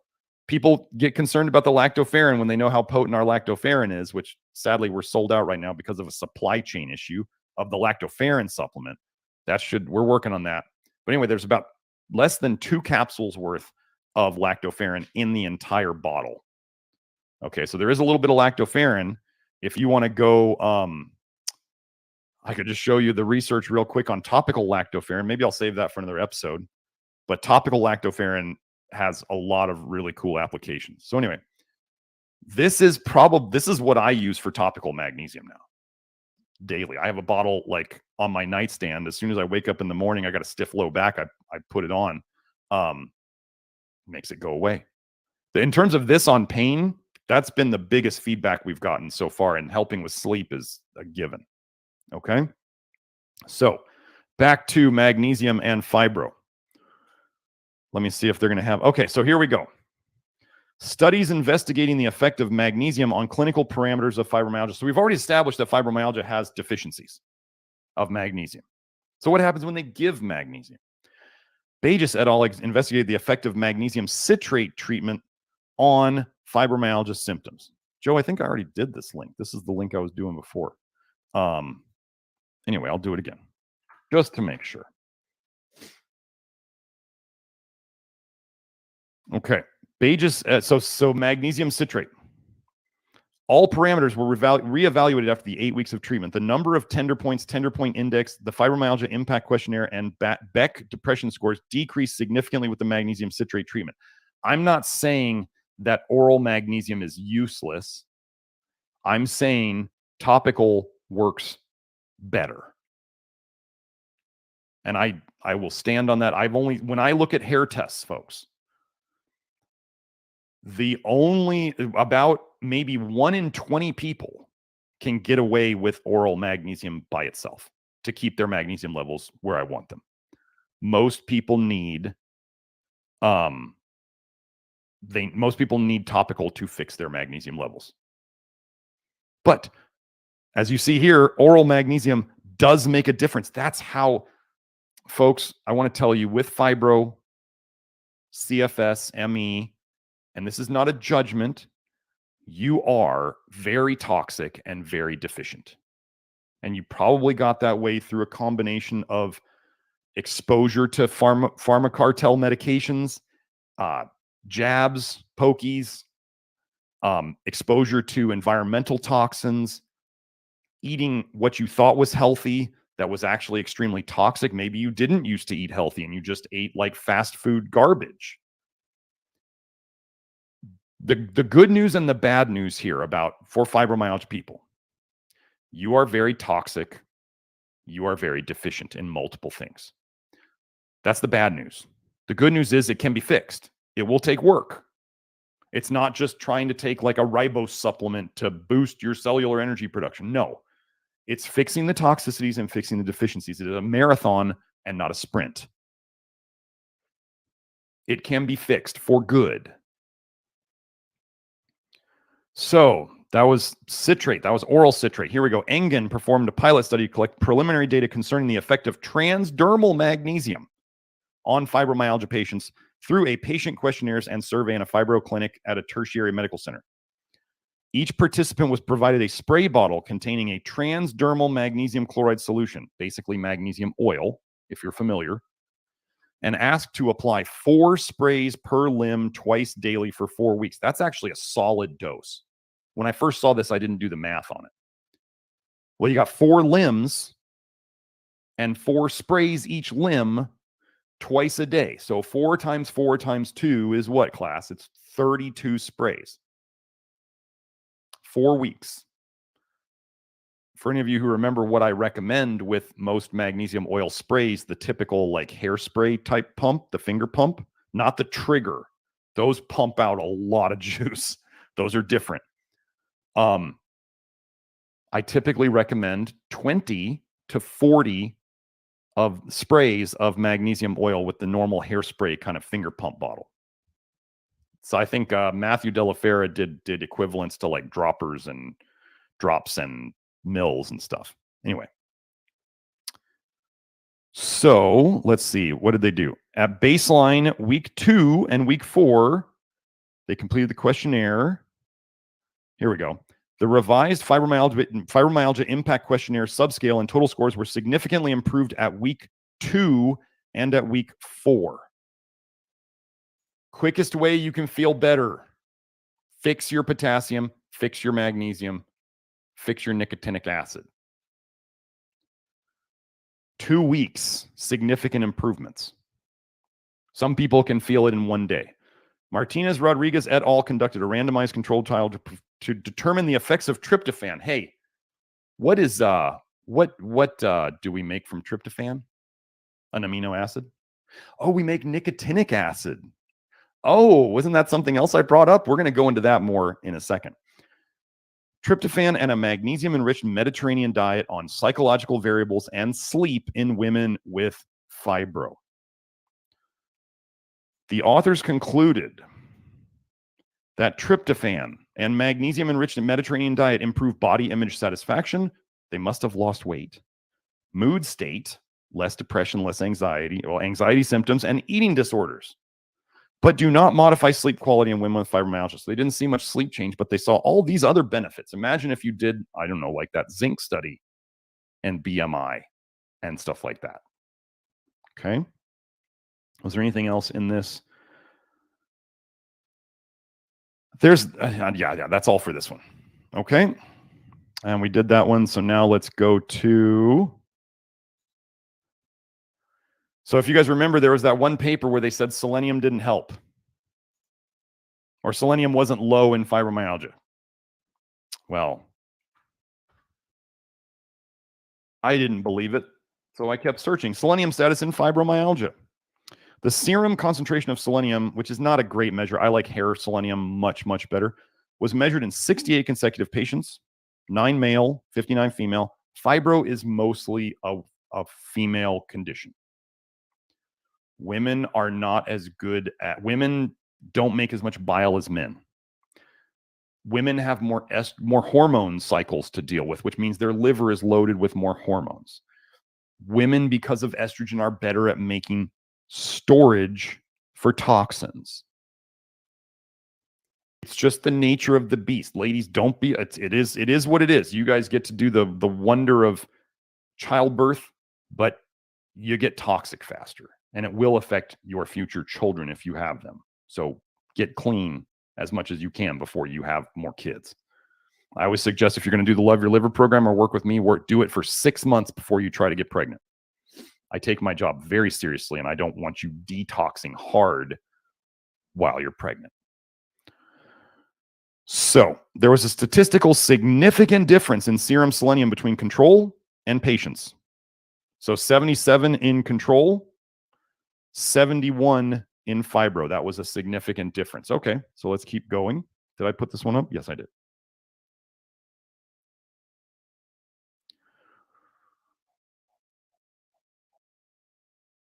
Selenium and zinc status. Hey, in chronic myofascial pain, serum and erythrocyte concentrations, and food intake. 31 patients, chronic myofascial pain. In the group of patients with chronic myofascial pain, compared with the control group, showed a lower erythrocyte red blood cell concentration of selenium and zinc. In this study, a compromised food intake of zinc was observed in the majority of the subjects in both groups. Both groups didn't eat enough zinc. You're not getting enough zinc from food, folks. I'm sorry. You cannot, the food is depleted in zinc. If you're toxic, you're using up zinc faster than you would otherwise. And what was the last one? Oh, if you're already deficient, how are you going to catch up? So if the food's deficient and you want to detox uses up even more. So with all those things together, how in the world is food by itself going to give you enough of what you need? Now, I will tell you, for people who don't tolerate zinc picolinate, which is what we use, you just start doing the detox, and then your zinc status will slowly improve as you become less toxic. Because why? The toxic things use up your zinc. So if you have less of the toxins in you, you use up less of the zinc, and you can get further with less. Does that make sense? So the selenium intake was considered to be safe in 80% of the subjects in both groups. However, the likelihood of inadequate intake of this mineral was twice as high in group 1. That's the chronic myofascial pain group. 49.5% versus 24.4%. In the logistic regression analysis, the red blood cells concentration of zinc was associated with the presence of pain. In each additional 1 milligram of zinc per gram of hemoglobin, a reduction of 12.5% was observed in the risk of the individual having chronic myofascial pain. Boy, that's a correlation, isn't it? In this study, patients with chronic myofascial pain showed lower intracellular stores of zinc and selenium and inadequate food intake of these nutrients. Toxicities will deplete nutrients too. Okay, here we go. Involvement of TRPM2 and TRPV1 channels on hyperalgesia. That means you're like overly sensitive to pain. Apoptosis and oxidative stress in rat fibromyalgia model. Protective role of selenium. Wait, wrong one.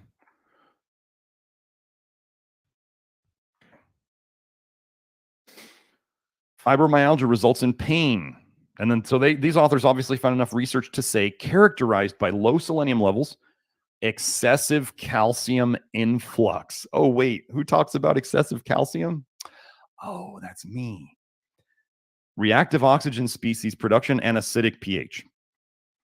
So these are the abbreviations: sciatic nerve, dorsal root ganglion nerve. In conclusion, selenium treatment decreased the fibromyalgia-induced increase in hyperalgesia, hypersensitivity to pain. reactive oxygen species, apoptosis, and calcium entry, excessive calcium entry into cells through TRPM2 and TRPV1 in the sciatic nerve and dorsal root ganglion. So I guess selenium is involved, isn't it? Now, let's go into nicotinic acid real quick. I will not say the term vitamin B3. It is not a B vitamin. It is an amino acid. I will not say that it's okay for you to use any other form of niacin. We use nicotinic acid, aka flush niacin. If you don't want to take it, I don't suggest you take other forms. I would suggest you sack up and do a little tiny bit and work your way up. That's what I would suggest. The flush is not an allergic reaction. It is probably actually an accelerated detox reaction in your skin. And I go over this in my Mea Culpa article in the program. I have been through the flush. I didn't like it at the start. I was a little bit of a baby. I took it about 20 years ago and I babied out on it. I was like, I never want to do that again. And now that I know what it can do for me, take the flush any day. And it doesn't happen as much as you get less toxic and you do the flush more. So what does nicotinic acid? So whenever they say niacin here, we're talking about nicotinic acid, aka flush niacin. If you're taking anything that says it's flush-free niacin or no flush niacin or niacinamide or nicotinamide riboside or NMN or what, no, we're not talking about any of that. We're not talking about anything other than nicotinic acid, aka flush niacin. Hopefully we're clear on that now. So if you go and you take niacinamide, there's somebody in the chat who did that on accident. And she came back and she said, I didn't feel good when I took that. And I said, well, no joke. Don't do that again. I'm not going to say her name because she's great. She may reveal herself. No big deal. But that was before I came out with the articles and before I'm saying it here very clearly to you. Okay, so let's go here. Evaluation of clinical relationship of serum niacin and dopamine levels in patients with fibromyalgia syndrome. Results: niacin and dopamine levels of the patient group were significantly lower than those of control group. A very strong positive correlation was found between niacin and dopamine levels. Conclusion: serum niacin and dopamine levels decrease in fibro patients in relationship to the tender point numbers. It can be suggested that the levels of these two markers can be considered additional tools in the diagnosis of fibromyalgia syndrome.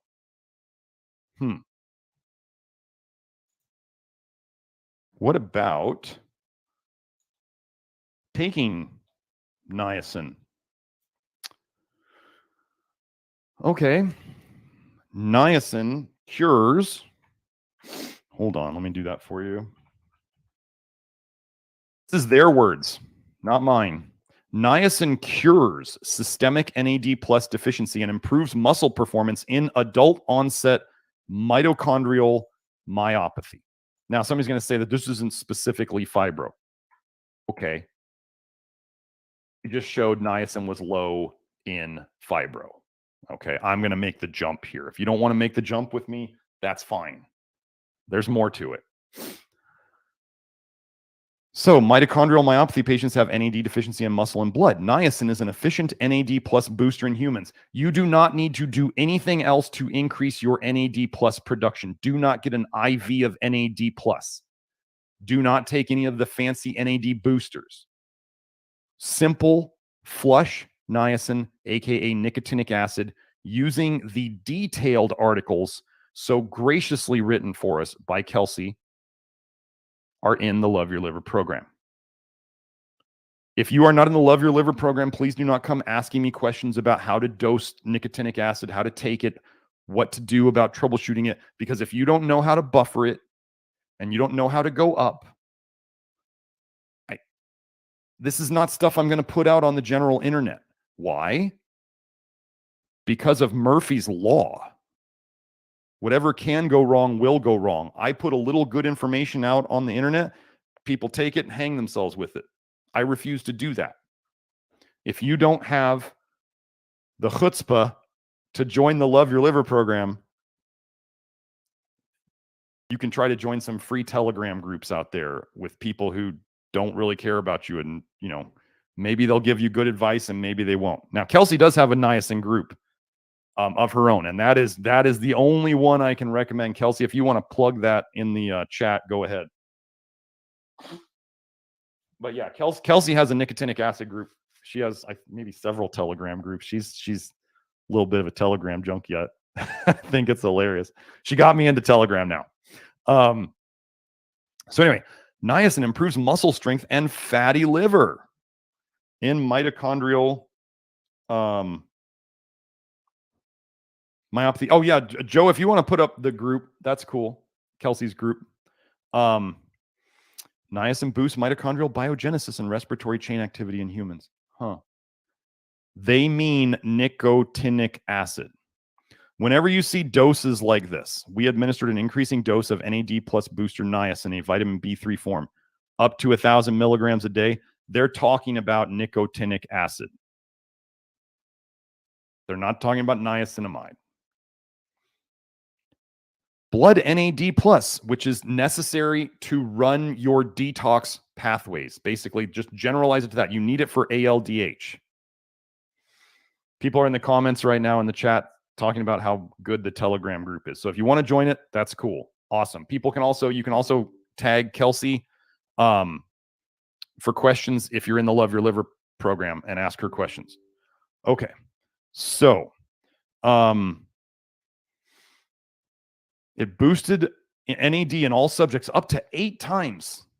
And muscle NAD of patients reached the level of their controls. They took people with a myopathy and they brought their NAD plus up to the same as controls. Gosh, do you think they had less pain? Some patients showed anemia tendency while muscle strength and mitochondrial biogenesis increased in all subjects. In patients, muscle metabolism shifted towards controls and liver fat decreased even 50%. What I'm going to tell you is that nicotinic acid helps your liver to detox. Ignore the propaganda BS case studies where they try to tell you that nicotinic acid is toxic for your liver. Ignore it. I have taken, when they do high doses on rats in studies, I took an equivalent human dose of that for multiple days, if not a week or more. No problems whatsoever. I don't feel any need to take that much anymore, but I tested it for you. I tested the theory. Do I look like I'm falling apart, or am I getting more energetic as I go? So, what does nicotinic acid help with? Well, here they're talking about the myopathy again. Mitochondrial myopathy manifests typically as progressive weakness of the eye muscles. So they're talking about specifically this condition, weakness of eye muscles. Well, where does vitamin A accumulate? Oh, the eye. That's a weird coincidence.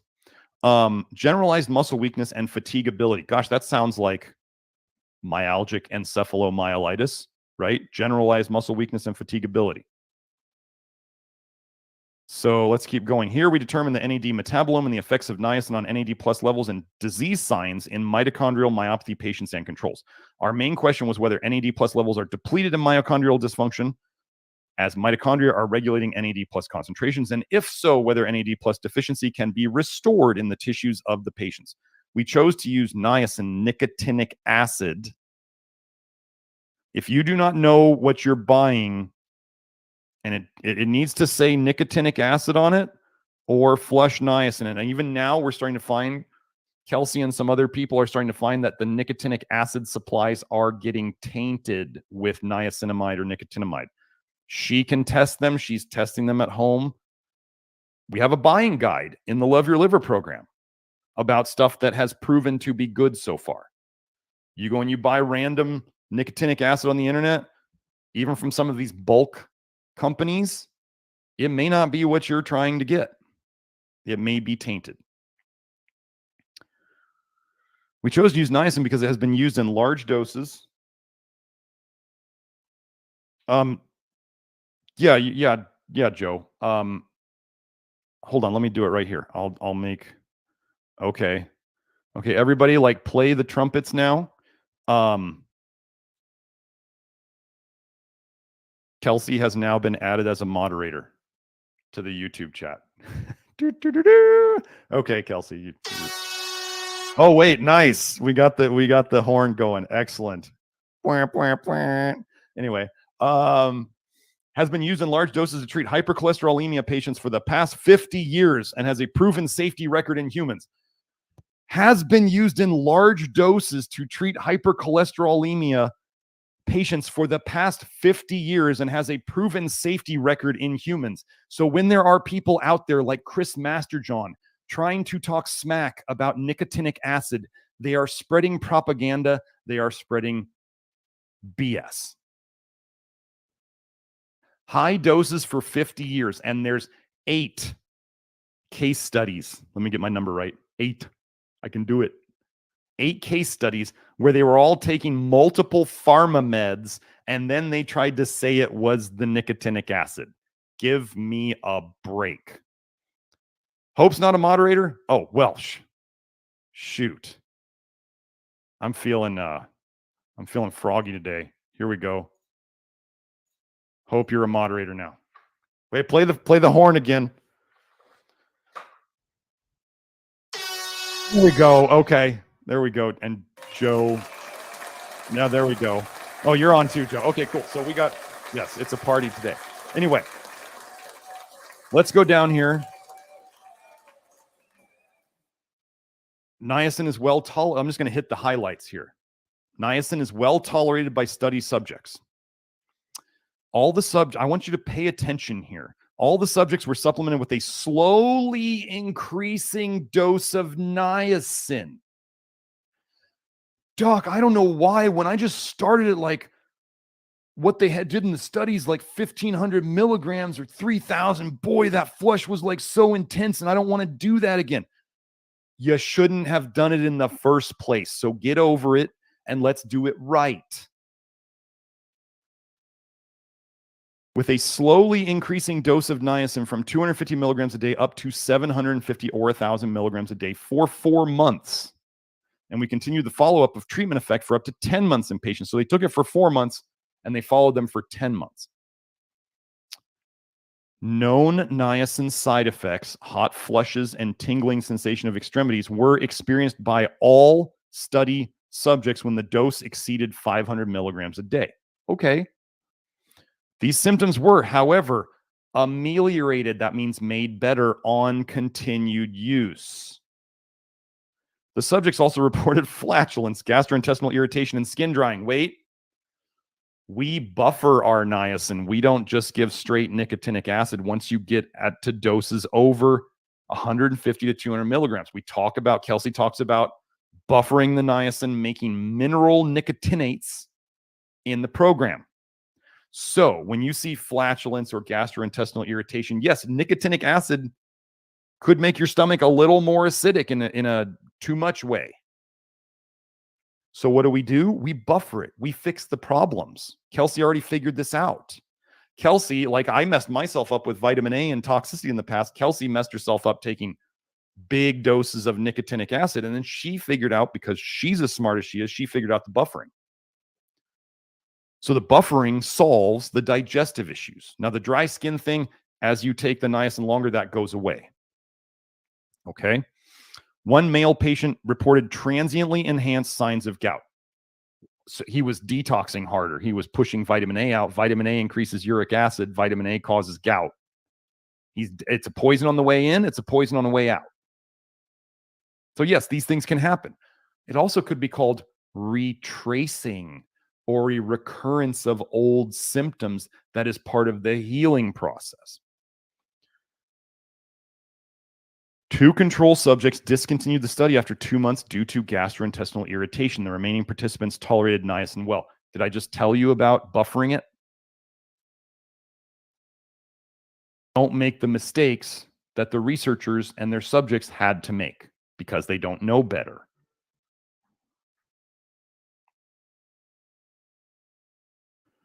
Which one? This one, Joe? Did I not give you this last URL? Here we go. There's that one, and then there's this one, and then we'll just put them all. We'll just have a link party. Okay, so we know that these patients have disturbed NAD plus metabolism. Niacin restores NAD concentrations. Niacin improves body composition. Oh my goodness. Folks, if you are one of the like 95% of people who is an overtype and you easily gain weight, as you get less toxic, you can lose weight much more easily. And I can absolutely say that this is true.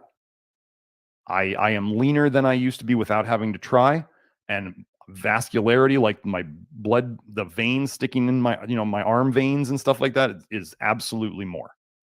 Yeah.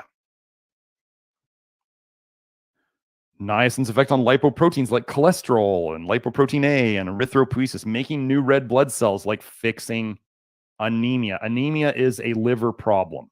I mean, if you're a vegan and you're not eating any iron, then you might have an iron deficiency. But if you're eating red meat on a regular basis and you have anemia, it's a liver problem.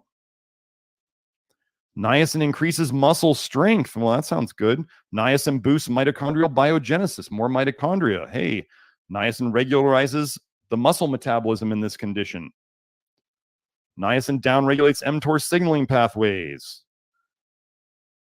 There we go. Now, this last one, I want to show you the scam, the gaslighting, niacin nicotinic acid is good for you, but we're going to tell you not to take any more because we got to keep the scary narrative going. This is from let me get the link. Did I do the link already? Well, Monica, lean and mean. I wouldn't say I'm lean and mean. I mean, I'm not mean. I am getting leaner, though. It's pretty cool. So here's the paper. Scientific opinion by the European Food Safety Authority. Scientific opinion on the substantiation of health claims related to niacin and reduction of tiredness and fatigue. Chronic fatigue syndrome. Contribution to normal energy yielding metabolism. That would be good. Contribution to normal psychological functions. That's even better. Maintenance of normal blood flow. Notice how I mentioned the vascularity and the blood vessels.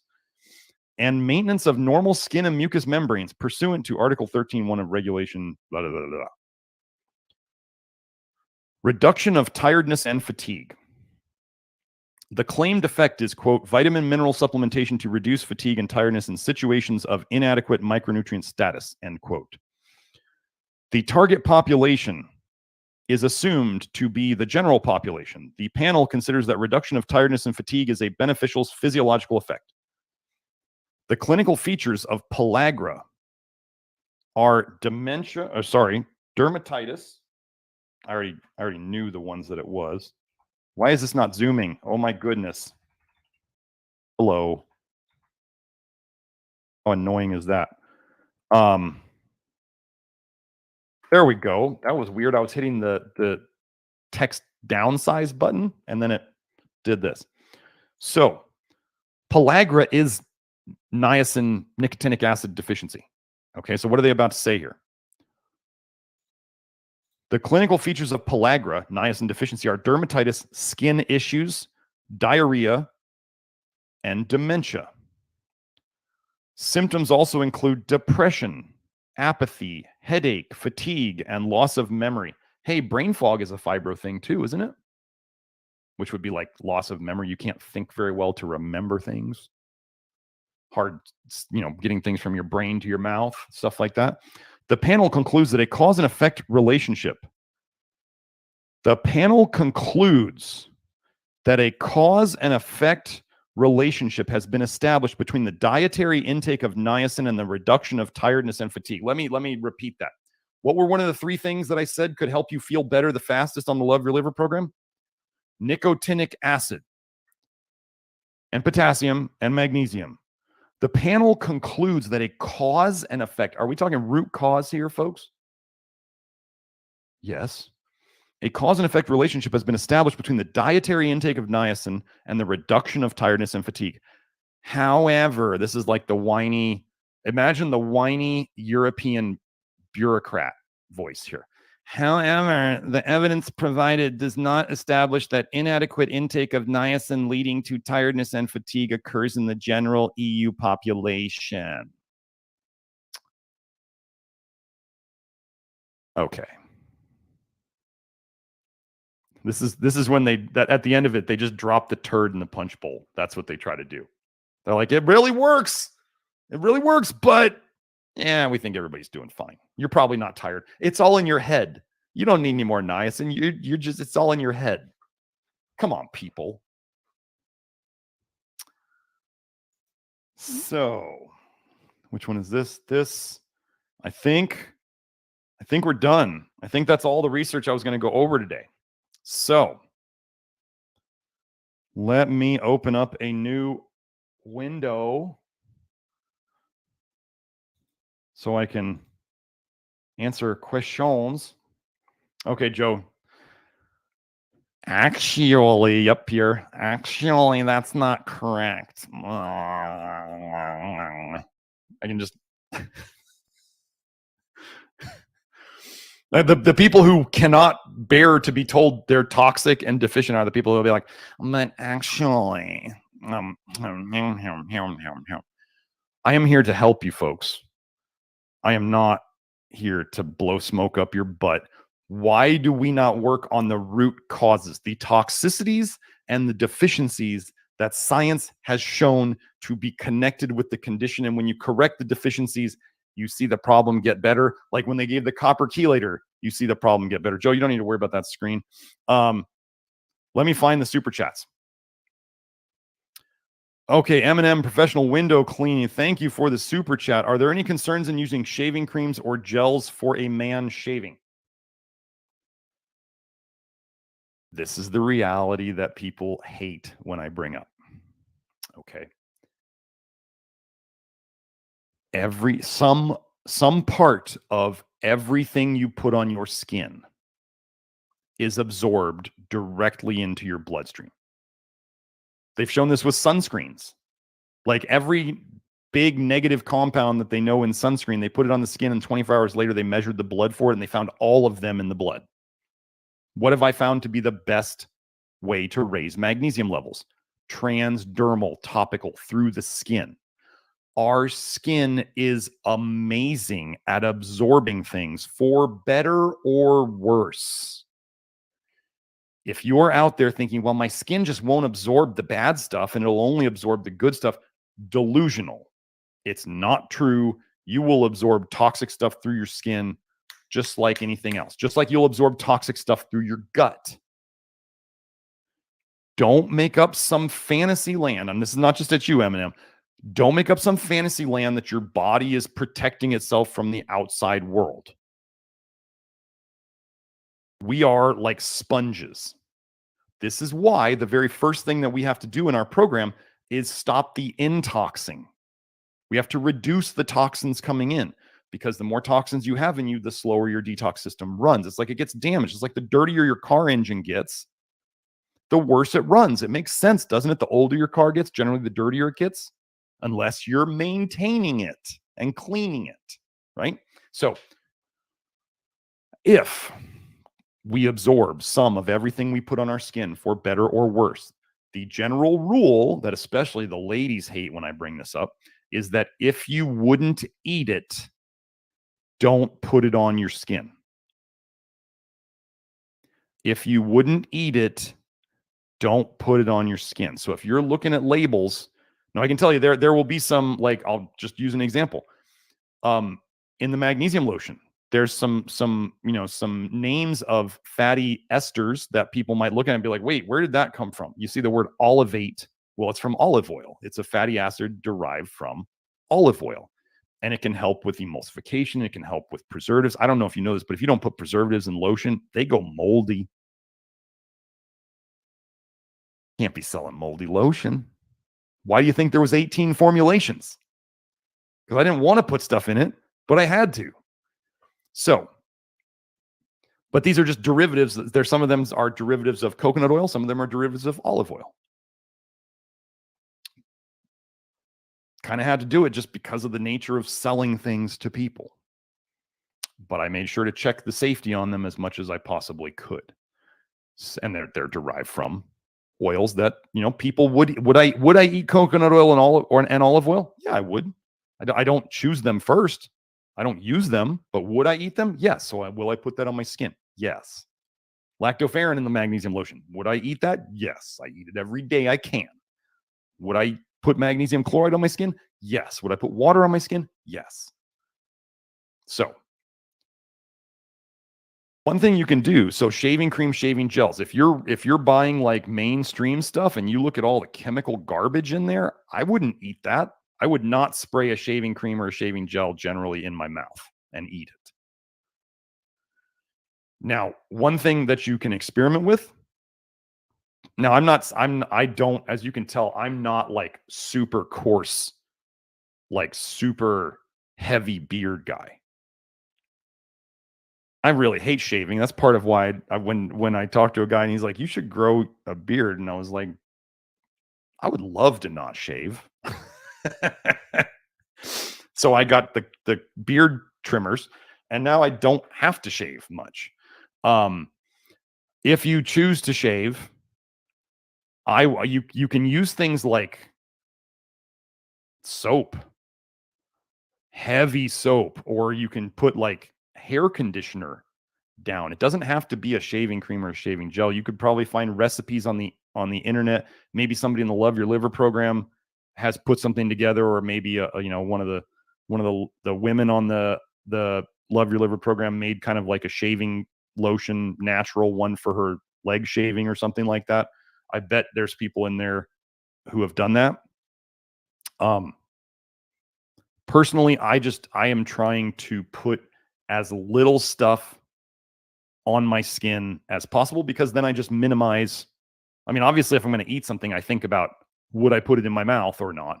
But when we tend to give easy passes to things we put on our skin because we just don't think it's absorbing, we don't realize it, or we just deny it, and we're just like, no, it's probably fine. So I would just look at the ingredients in there. I know, like, I used to use, when I did use a shaving lotion, I got one from it was Trader Joe's, and it was, now I look at it, it was like mango something, but it was, the ingredients on it were pretty good. That's why I used it, and I liked it well enough. I don't use it anymore, and I would use something different now. But and some people, lotion, you put a lotion very thick. You know, you're not trying to rub it into the skin to soak up. You're trying to put it on there so it's like a shaving cream. You can use lotion, a hand lotion or something like that, as a shaving cream. You may find more clean avenues that way. So, yeah. Okay. So then we go. So I hope that answers that question.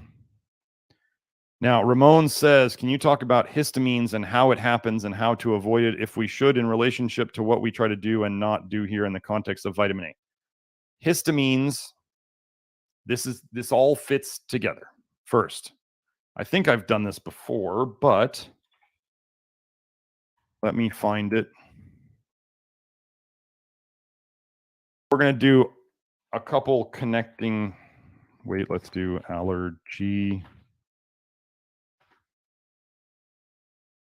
Asthma and allergy in children.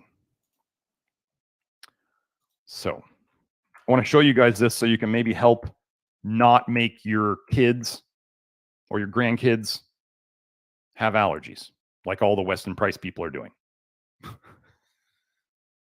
with all their asthmatic and allergic kids, because they force feed them vitamin A all day long.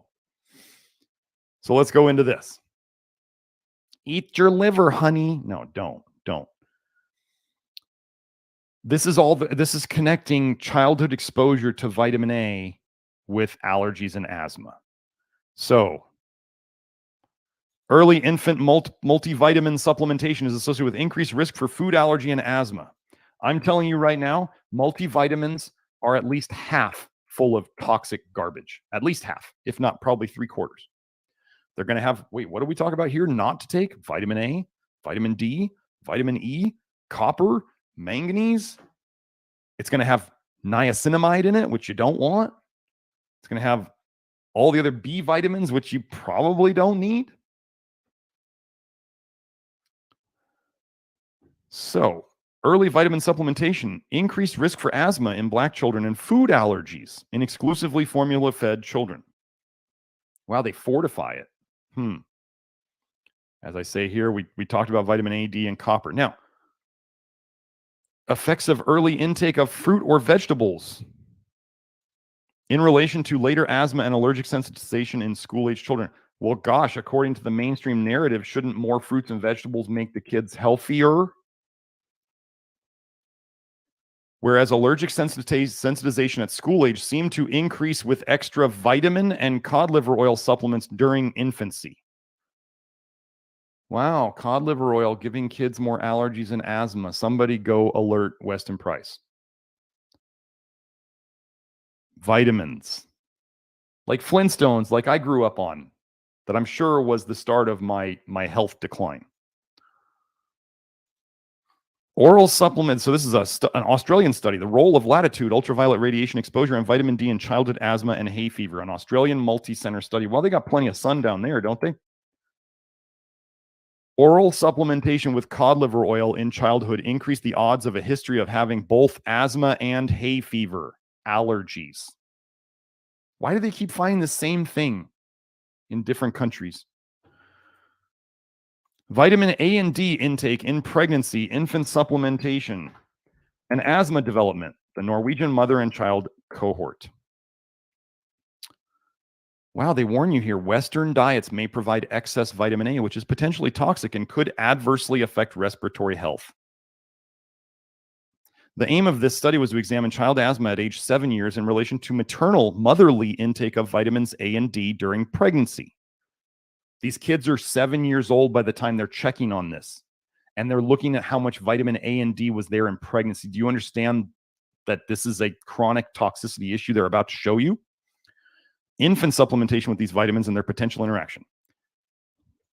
We studied 61,676 school-age children from the Norwegian mother and child cohort with data on maternal total food and supplement nutrient intake in pregnancy, food frequency questionnaire validated against biomarkers, food frequency questionnaire validated against biomarkers like lab tests, and infant supplement use at age 6 months. Asthma increased according to maternal intake of total vitamin A in the highest compared with the lowest quintile. So the people who got the most vitamin A had the most asthma. They're talking about during pregnancy. So I believe they're talking about the children who had the highest rates of asthma. Their mothers took in the highest. Was that vitamin D? Vitamin A during pregnancy. And what does vitamin A do in the body? It tends to, you see it lower vitamin D levels. So wow, they found decrease for total vitamin D. You don't eat vitamin D. You're not supposed to eat vitamin D. And just because people can live in Norway doesn't mean that humans were designed to live there. We don't have hair so we can absorb the sun through our skin. That doesn't mean just because you can live somewhere, you should. If you live somewhere dreary and dark and cloudy and rainy, and you're wondering why everybody around you is depressed all the time, just because we can live there doesn't mean we should. I'm sorry, this is just the way it is.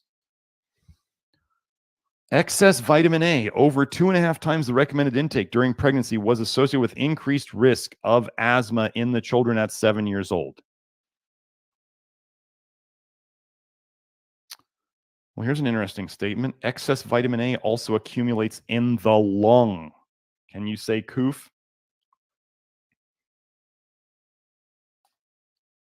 We found no indication that antioxidant properties of beta-carotene protect against asthma. The effect of beta-carotene was weaker, but in the same direction as retinol.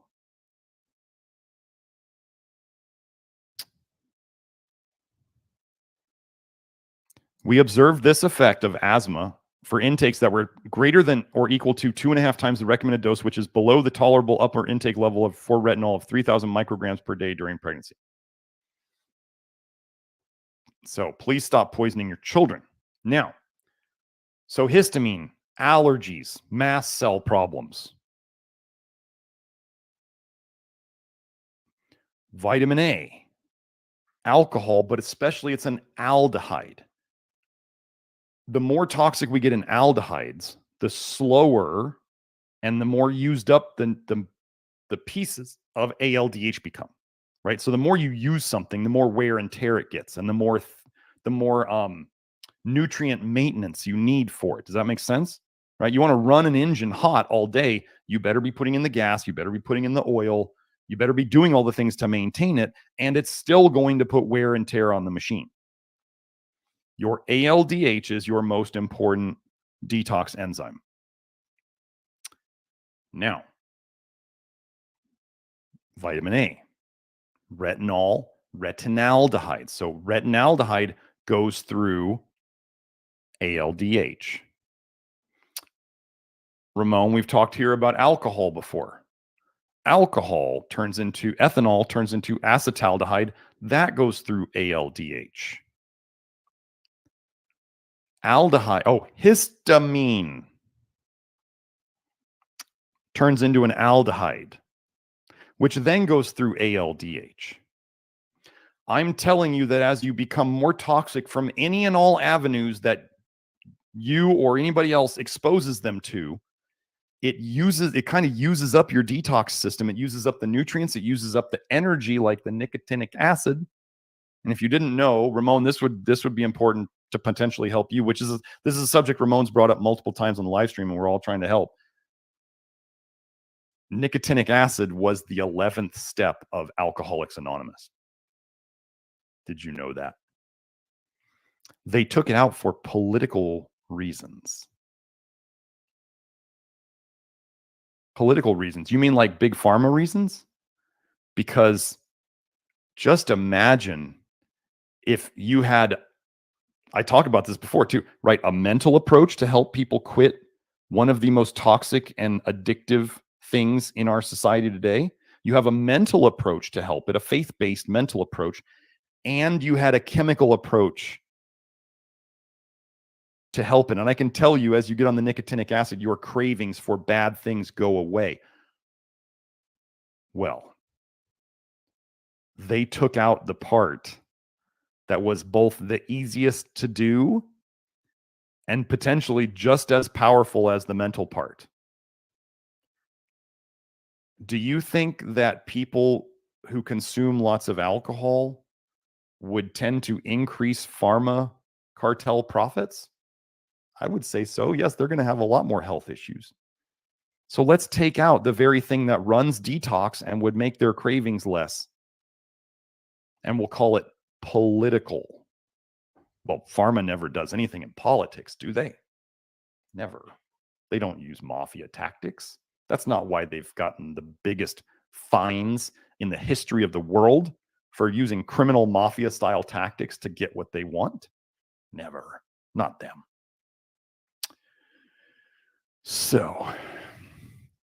But what I'm getting at is histamine's an aldehyde, ALDH. Vitamin A is an aldehyde. Acetaldehyde from alcohol is an aldehyde. What do we need to run aldehyde dehydrogenase? We need multiple things. You need enough selenium. You need enough molybdenum. You need enough nicotinic acid. That's what you need.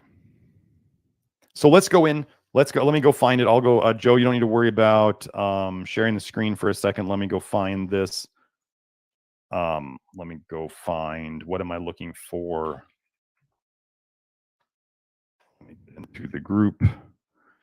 Kelsey, if you're there, if you want to post any of the mast cell papers, Kelsey has just tons of stuff.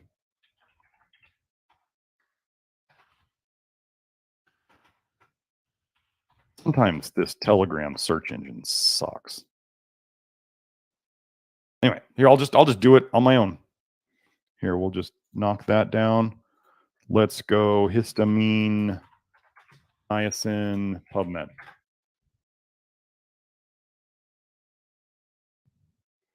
So I'm going to show you right now why. This is going to answer your question. And Rustica, what's the deal with niacinamide? I was always told it's great and doesn't cause flush. Do not use it. You have too much of it. Let me tell you about who likes niacinamide. It's what they fortify flour with. So do you trust it? Do you want more of it? You don't. What kind of niacin do they put in every multivitamin supplement and almost every vitamin B3 supplement that's out there? They put niacinamide in it. Are they your friends? They are not.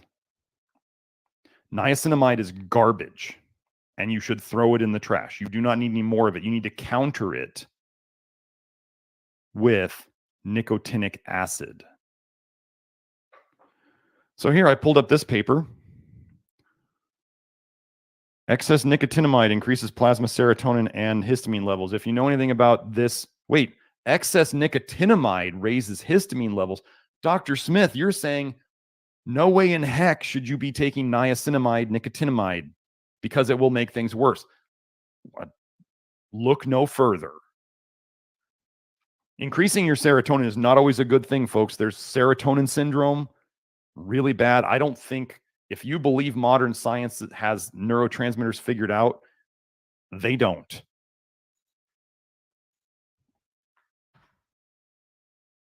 So we do not use niacinamide or nicotinamide. We do not. You do not try to put that in the system. So, and a lot of people will try to badmouth nicotinic acid by using research from nicotinamide or niacinamide. It's dishonest. Either they don't know what they're doing or they're being dishonest. So let's see. Oh, histamine intolerance arises in the gut. Gosh, what else is in the gut? Wait.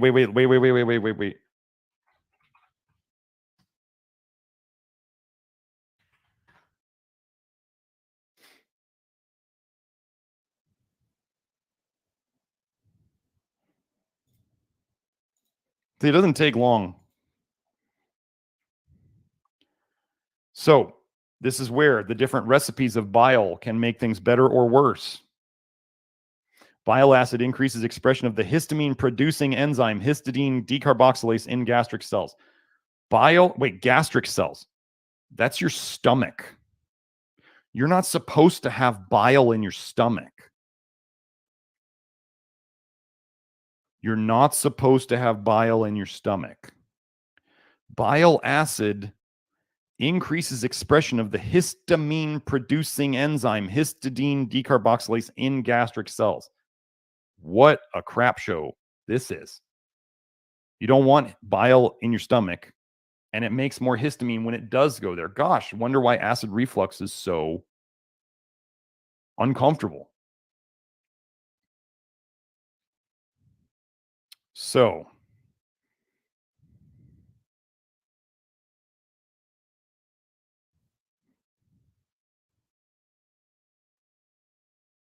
here we show that bile acid increased the expression of HDC, which is the rate-limiting enzyme of the histamine production pathway, so you can make more histamine. Now, you need, so that was we were searching for histamine and bile. So we've just connected histamine to bile. Oh, histamine intolerance originates in the gut. Where's the first place your liver dumps bile? Into your intestine. If the bile goes back up into your stomach, we just showed that it can make more histamine. Let's see, do they even mention bile in here?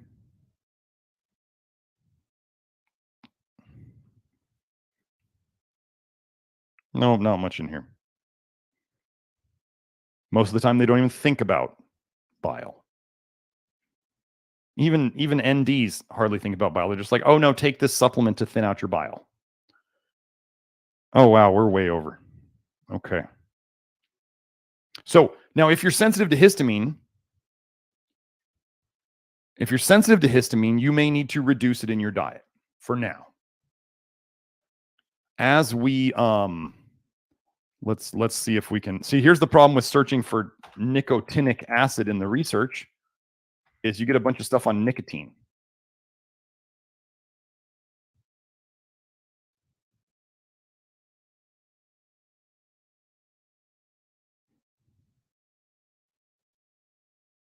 Those are receptors. Yeah, see, nicotine. We don't want nicotine. So anyway, or let me just do this. Let me do this real quick. Let me do...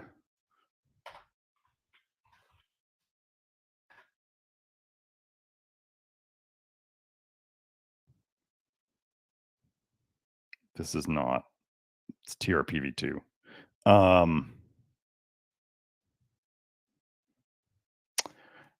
Kelsey will get that to me later. But anyway, just know the ALDH part of histamine and vitamin A and alcohol, it's all connected. So I mean, okay, let's talk about histamine and alcohol. From my own life, I used to watch my father, who I know was I mean, my father died of prostate cancer at 68. He was a dentist, so he was exposed to tons of toxicity.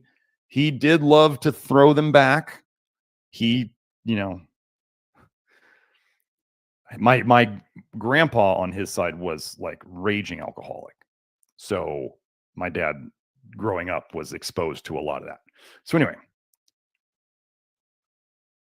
I used to watch my dad. Let's say it's Friday night, work's done. He would come home, try to relax. There was no sniffling or allergy symptoms. I used to watch him start drinking a glass of white wine as like his chill out drink. I could just hear the sniffling and the snot and the sneezing start. And I was sitting there, even as a young 20-something, going, Dad, how are you not catching this pattern? Like every time you start, he absolutely despised his allergies. He was so angry at them. And I could watch them just happen when he drank wine. Now, what do American wines have? I mean, there's the alcohol, right, which is going to make aldehydes. There's also these sulfites in wine, whether they're naturally occurring or whether they're added. In America, we add sulfites to like all the wine. Sulfur slows down your ALDH. Sulfur slows down your ALDH, and you're taking in something, alcohol, that turns into aldehydes, which then uses up your ALDH. Do you see the bad connection here? So it all makes sense when you know what's going on, but histamine problems are toxicity problems and deficiency problems. I can tell you, I'll tell you, ever since I was having some weird times recently where I was waking up in the morning and I have a couple sneezes. It was weird. It's just when I woke up. I've actually been thinking about that lately. I went, oh, all my sneezes like are basically gone. And I just noticed that after I've been doing the nicotinic acid for a while. ALDH and allergies and aldehydes. This is the connection. So if you can reduce your intake of aldehydes in, like no alcohol, less vitamin A. I have an article in the Love Your Liver program about formaldehyde and methanol. You want to avoid that too. And then, you know, avoiding really smelly spices and herbs and stuff like vanillin is an aldehyde. Cinnamaldehyde from cinnamon is an aldehyde. Cuminaldehyde from cumin is an aldehyde. Citraldehyde from like citrus peel is an aldehyde. If you're using essential oils, you're just basically snorting aldehydes. I mean, it's just everywhere. So we reduce the aldehydes in. So we reduce the toxin exposure. We facilitate the removal of said toxins via ALDH. And that's by giving it the nutrients that it needs to run, like selenium, like molybdenum, like NAD from nicotinic acid. Not taking NAD supplements, nicotinic acid. And then to get rid of those aldehydes, actually, I did that whole episode on the live stream about breathing properly to get rid of aldehydes. So you might want to go back in the live stream and look at the breathing thing, because your breath is another way you can detox aldehydes, because those are gaseous. If they sit in your lungs too long, they irritate the heck out of your lungs. Remember how I just showed you vitamin A accumulates in your lungs? Vitamin A turns into retinaldehyde. You could get rid of retinaldehyde through your lungs if you're breathing properly. If you're not breathing properly, it gets stuck there and it irritates the heck out of them. And I've shown that. I showed that in that episode. And then ALDH, when it's slow, you don't make as much bile. I've just figured this out from looking at all the studies and just connecting things that would slow ALDH and then other things that would slow down bile, and it just all fit together. Slowing down ALDH will slow down bile production. If you don't make enough bile, you're not going to detox well. You need NAD to run ALDH. NAD from nicotinic acid will increase your bile production, which will help you detox faster, which shows up in the study where they gave the mice nicotinic acid, and then they measured lower vitamin A in their liver afterwards. So that's that. Let me get to that next. So, and Rustica, I got to that one. Don't do niacinamide. Okay, Eve, let me get to your question. On the Love Your Liver program, stop taking potassium and magnesium topically and orally due to weird heart and chest cramping. Been off it for a week and feel better on none. What say you? This is very simple. I don't know what your exact chemical situation is inside your body, and I can't, and no doctor can know this. This is why we don't do protocols, right? We don't do protocols because every person is different. And if you take magnesium, there's probably something that, well, remember, whenever you take a mineral supplement, there's two parts to it. There's the mineral, potassium or magnesium, and then there's what it's bound to. Now, if you were doing topical magnesium and potassium, you may have been doing both of those as chlorides. Okay, some people are sensitive to chlorides. So it may not be the potassium, it may not be the magnesium, it could be the chloride. And you don't know this until you try other sources, whether that's food or whether that's different sources of potassium or magnesium that are bound to different things. So there's that. There's just, you may not, sometimes it's like we think that when we put in certain minerals, if you have a bottleneck in your detox, which ALDH is the big bottleneck for almost everybody. If you have a bottleneck in your detox and you start feeding the bottleneck, so you're like speeding things up over here and they're getting caught in the bottleneck, so they're building up behind it, like aldehydes to ALDH. ALDH is like the bottleneck, right? And if you're trying to put alcohols in there or aldehydes in there and they're not processing, then they just build up and back up into your system. So if you speed up detox in front of a bottleneck, you can then start building up toxic stuff before the bottleneck. ALDH, the big thing that I believe, I was always looking for something to blow open ALDH. Selenium, that stuff I was doing up to this point was working. We are getting people better, but there was something that I felt like was missing. And then Kelsey came along with the nicotinic acid, and that seems to be blowing it all apart in a good way. So what do we do here? We follow the complex treatment algorithm, which is, doc, it hurts when I do this. Then don't do that. I just had somebody tell me that most people, I'm sorry, not most, some people, when they take vitamin K, they say it helps them sleep. Okay. I just had somebody on Twitter today say, I tried taking vitamin K. My husband says it helps him sleep. And she's like, but it keeps me wide awake. I can't sleep on it. And I'm like, that's interesting. That's valid. That's your experience of it. So what do we do? Basically the same thing I'm saying here. It hurts when I do this. Then don't do that. We will never know the mechanism. And we don't do the Naxalt arguments, the not all X are like that. Different people are different. We use the saying, anything can cause anything. And so if one person gets insomnia from vitamin K and some people, their sleep improves, and most people don't notice any change on their sleep with vitamin K, it's all valid. What I do here is I teach people how to listen to their bodies and follow the signals that they're given. So if vitamin K if potassium and magnesium, we can then parse it out. We can then say, well, is it the potassium? If you eat 3 bananas in a sitting, do you get problems? Because that would be 1,500 milligrams of potassium.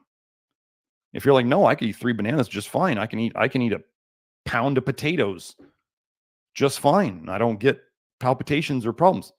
It's probably not the potassium then. It may be what it's bound to. It may be a chloride issue. In the buffering article on the nicotinic acid section, we talk about how you can even make potassium nicotinate or magnesium nicotinate or sodium nicotinate, and you can bind electrolytes to the niacin that you take, which is the buffering agent. So it's so awesome. You get the nicotinic acid as nicotinate. That's when it's bound to something. You get the nicotinic acid. You can pick and choose your electrolytes to increase, and then you've buffered it so it's not going to cause the digestive symptoms that we mentioned in that study. So, but so you're going to have to either parse it out, different forms, different approaches, try foods, see if food potassium causes any issues. Otherwise, it may just be if you tend to be a very sensitive person, as we get people better, they become less sensitive because I think we fix the bottlenecks. The bottlenecks are why people are sensitive. So sometimes it's just time. We just it's like the system's all gunked up and we got to clean out the gunk before we can run the engine really hard. So in terms of a reason for that, can't give you a mechanism, but you listen to your body. And if that's what it does for you, you may want to ask in the program about other people who may have had this. Some people might add a little sodium to the mix and then all of a sudden everything balances out. We never know this until we try. But yeah, you may just want to ask in the Love Your Liver program where you got like 2,000 plus people that you could potentially bounce your experiences off of. And there's bound to be somebody out there who's had the same thing. So hope that helps.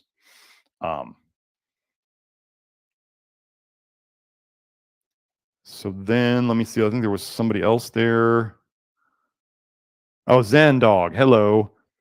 I wonder if my local made goat milk soap has vitamin A that I absorb. I mean, the thing about soap is it's not on your skin that much for that long. I mean, if you're putting it on and leaving it on, that's a different story. But if you're just, soaping up and then rinsing off, it's not on your skin that much. I'm going to put out a thing here for Kelsey to get that. Kelsey's going to make a charcoal, and I'm hoping we can put some magnesium in its soap, and then Kelsey will be selling that. And I'll be directing people to that.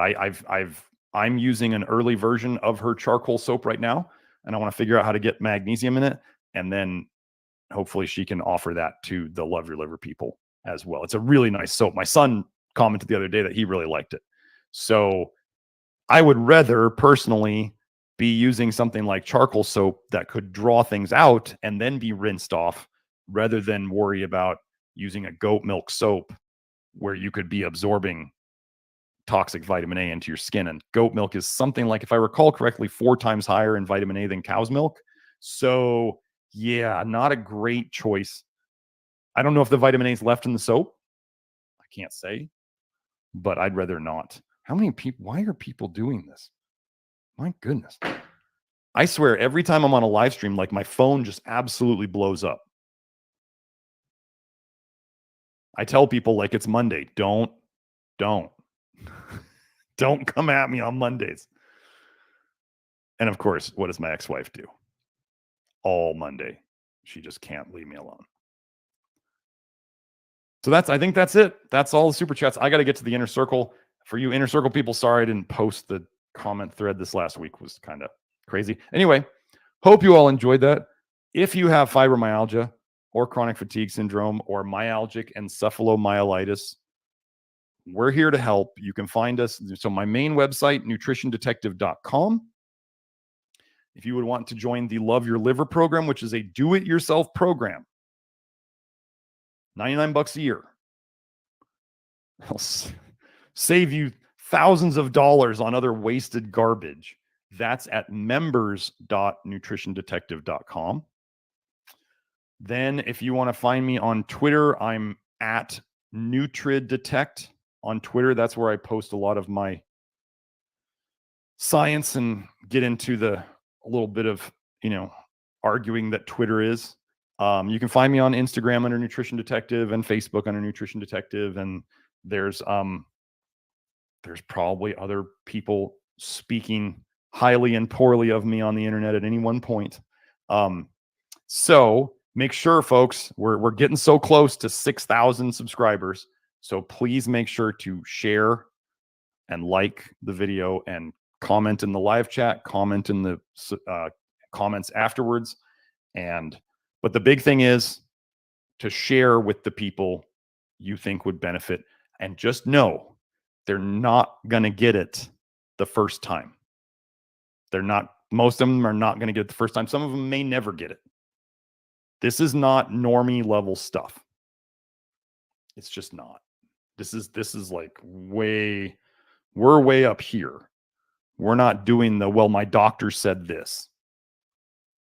And I'm going to emphasize that if anybody out there starts thinking that nicotinic acid is the magical fix-it-all to everything, because there are groups out there that think that. It is not.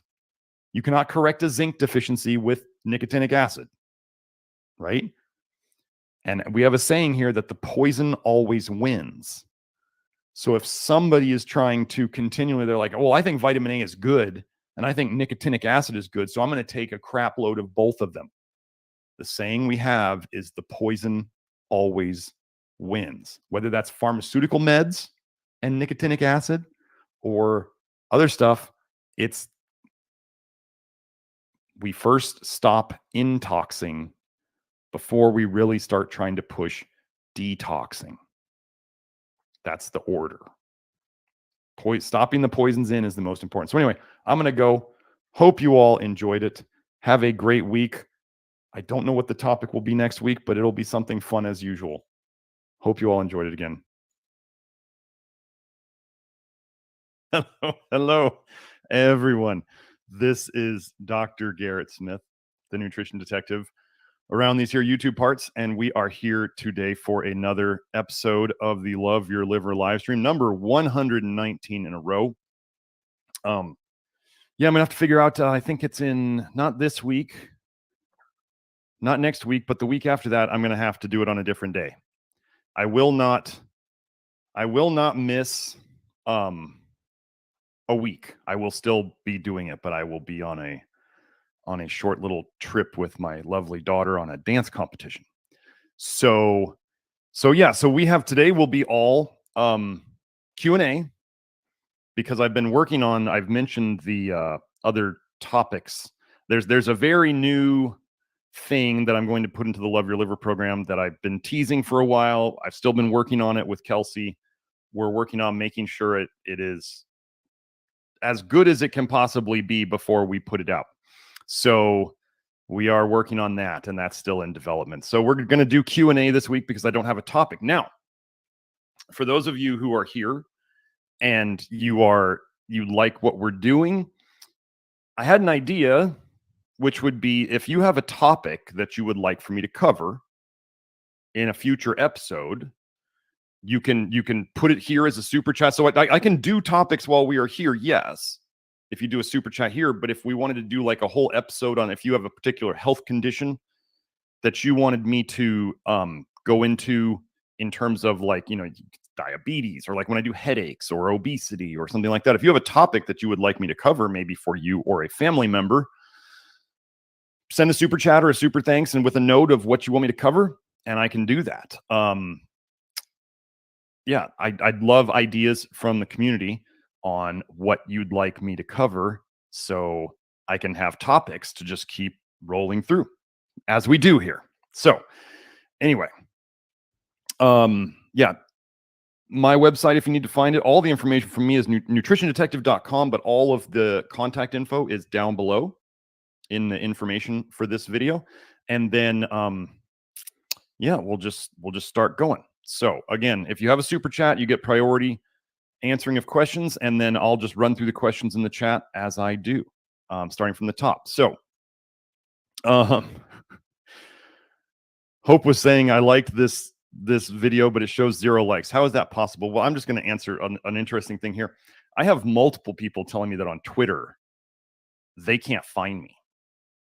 They actually search for my handle, NutriDetect, in the here. Let me just put my handle down there. So that's my handle at NutriDetect. If you're on Twitter and you want to try, a lot of people are telling me that my posts aren't popping up, that when they search, somebody just told me today they have, so for a while, people were saying they couldn't find me unless Twitter had marked me sensitive content, which is like for violence and pornography and stuff like that. So Twitter had marked me sensitive content, and people said they had to enable sensitive content to be able to find me on Twitter. And now somebody told me today that they have enabled sensitive content so they could find me, and they can't. In the search engine, they type in my @ and they can't find me. So apparently we must be irritating some people with the truth because they don't want it to spread. That darn truth. It's like sunlight, right? The best disinfectant. So anyway, that may be, who knows what's happening here, Hope, in terms of the likes and that other stuff. Yeah, so you guys just know, first, you need to like the video to tell the computers to show this to more people. Secondly, the best way you can get this out to other people is to actually share the video. You don't have to share it on, your page, Facebook or Instagram or whatever, but you can send it to people in DMs and then they know about it, right? Because how many things do people post that we all just kind of run by? If you send them something and you say, that you can send them to the free course, there's madnessofmodernnutrition.com. That is the free email course. There's also the free, it's part of the network, the Nutrition Detective Network, where you can go in and read all of them at once if you're really into binging. We have a lot of people who binge on the content, which I really appreciate. So anyway, let's move on from that. So Monica asks, "Hi, Dr. Smith. What are your thoughts on magnesium L-threonate?" Thank you. You're welcome, Monica. Well, let's just hit this right away. I think magnesium threonate is like, let me put it this way so I don't get myself in trouble. All of the big studies on magnesium threonate, where they say it does stuff that other magnesiums don't, we're all funded by the company that makes magnesium L-threonate. Gosh, there would never be any corruption or bias in studies that were funded by the company that patented, trademarked the ingredient. Would they? We would never assume that these days, would we? Secondly, they like to say that it crosses the blood-brain barrier. Well, first, let's remember this. Your body needs magnesium. So this goes for any of those companies selling pills of magnesium, which is chelated to something else. Your body doesn't use magnesium chloride. It doesn't use magnesium glycinate. It doesn't use magnesium gluconate. It doesn't use magnesium whatever. It doesn't use the things. So like there's that one company with the 7 magnesiums saying that you need all 7 magnesiums. You don't need 7 different types of magnesiums, or then we could say that every single thing that magnesium could ever bind to, you need also. Okay. Your body needs magnesium. Your body doesn't need whatever's bound to it. I mean, unless it's something else, that's a totally different thing. So, and then they'll say that magnesium threonate is the only one that crosses the blood-brain barrier. Well, gosh, if we needed magnesium to cross our blood-brain barrier, and no other magnesium had ever done it in the past, why are we still alive? How are we still alive if we needed magnesium to cross the blood-brain barrier? And only in the last couple decades has a company come out and figured this out to save the human race from magnesium deficiency in your brain. You ever used topical magnesium and felt really tired very quickly? Do you think that magnesium went into your brain, maybe? I'd say it probably did. So basically, I think the marketing campaign for a patented ingredient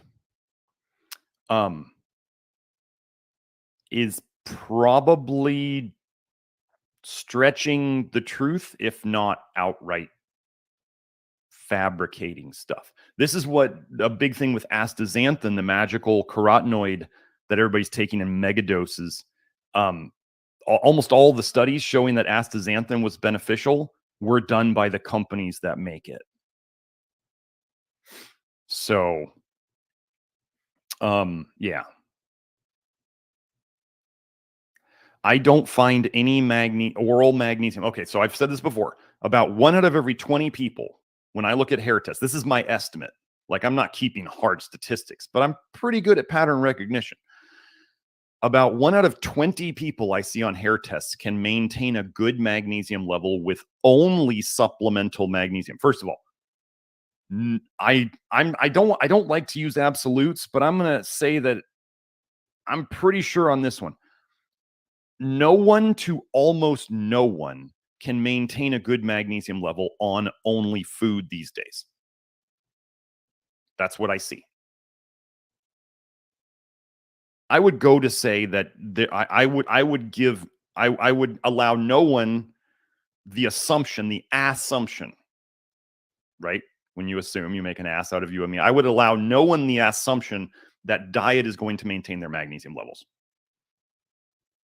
Then I have people come to me who have been on magnesium pills for years. And I get their hair test back and their magnesium sucks. What does that mean? It means that their pill magnesium was not working. And then I get them on, let's say, magnesium oil or Magcahol, our kind of fancy formulation of magnesium chloride, potassium chloride, some alcohol, and a clear alcohol and water. And you can see their magnesium level on the hair test spike way up where we want it, above the calcium bar on a hair test. I want your magnesium bar well above your calcium bar on a hair test from TEI. I don't use ARL. ARL is run by people I don't agree with. So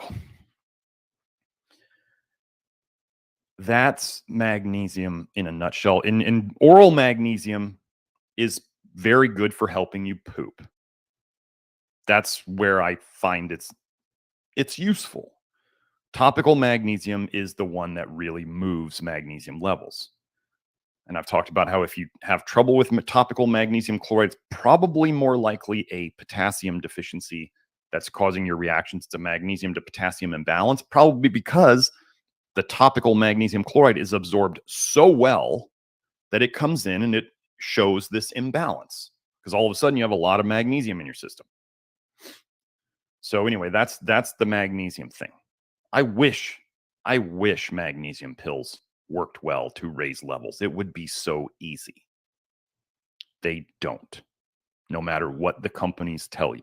Oh, and the certain I also have found in my personal experience and in my experience with clients, slow release, extended release magnesium pills. Well, basically, let me just generalize here.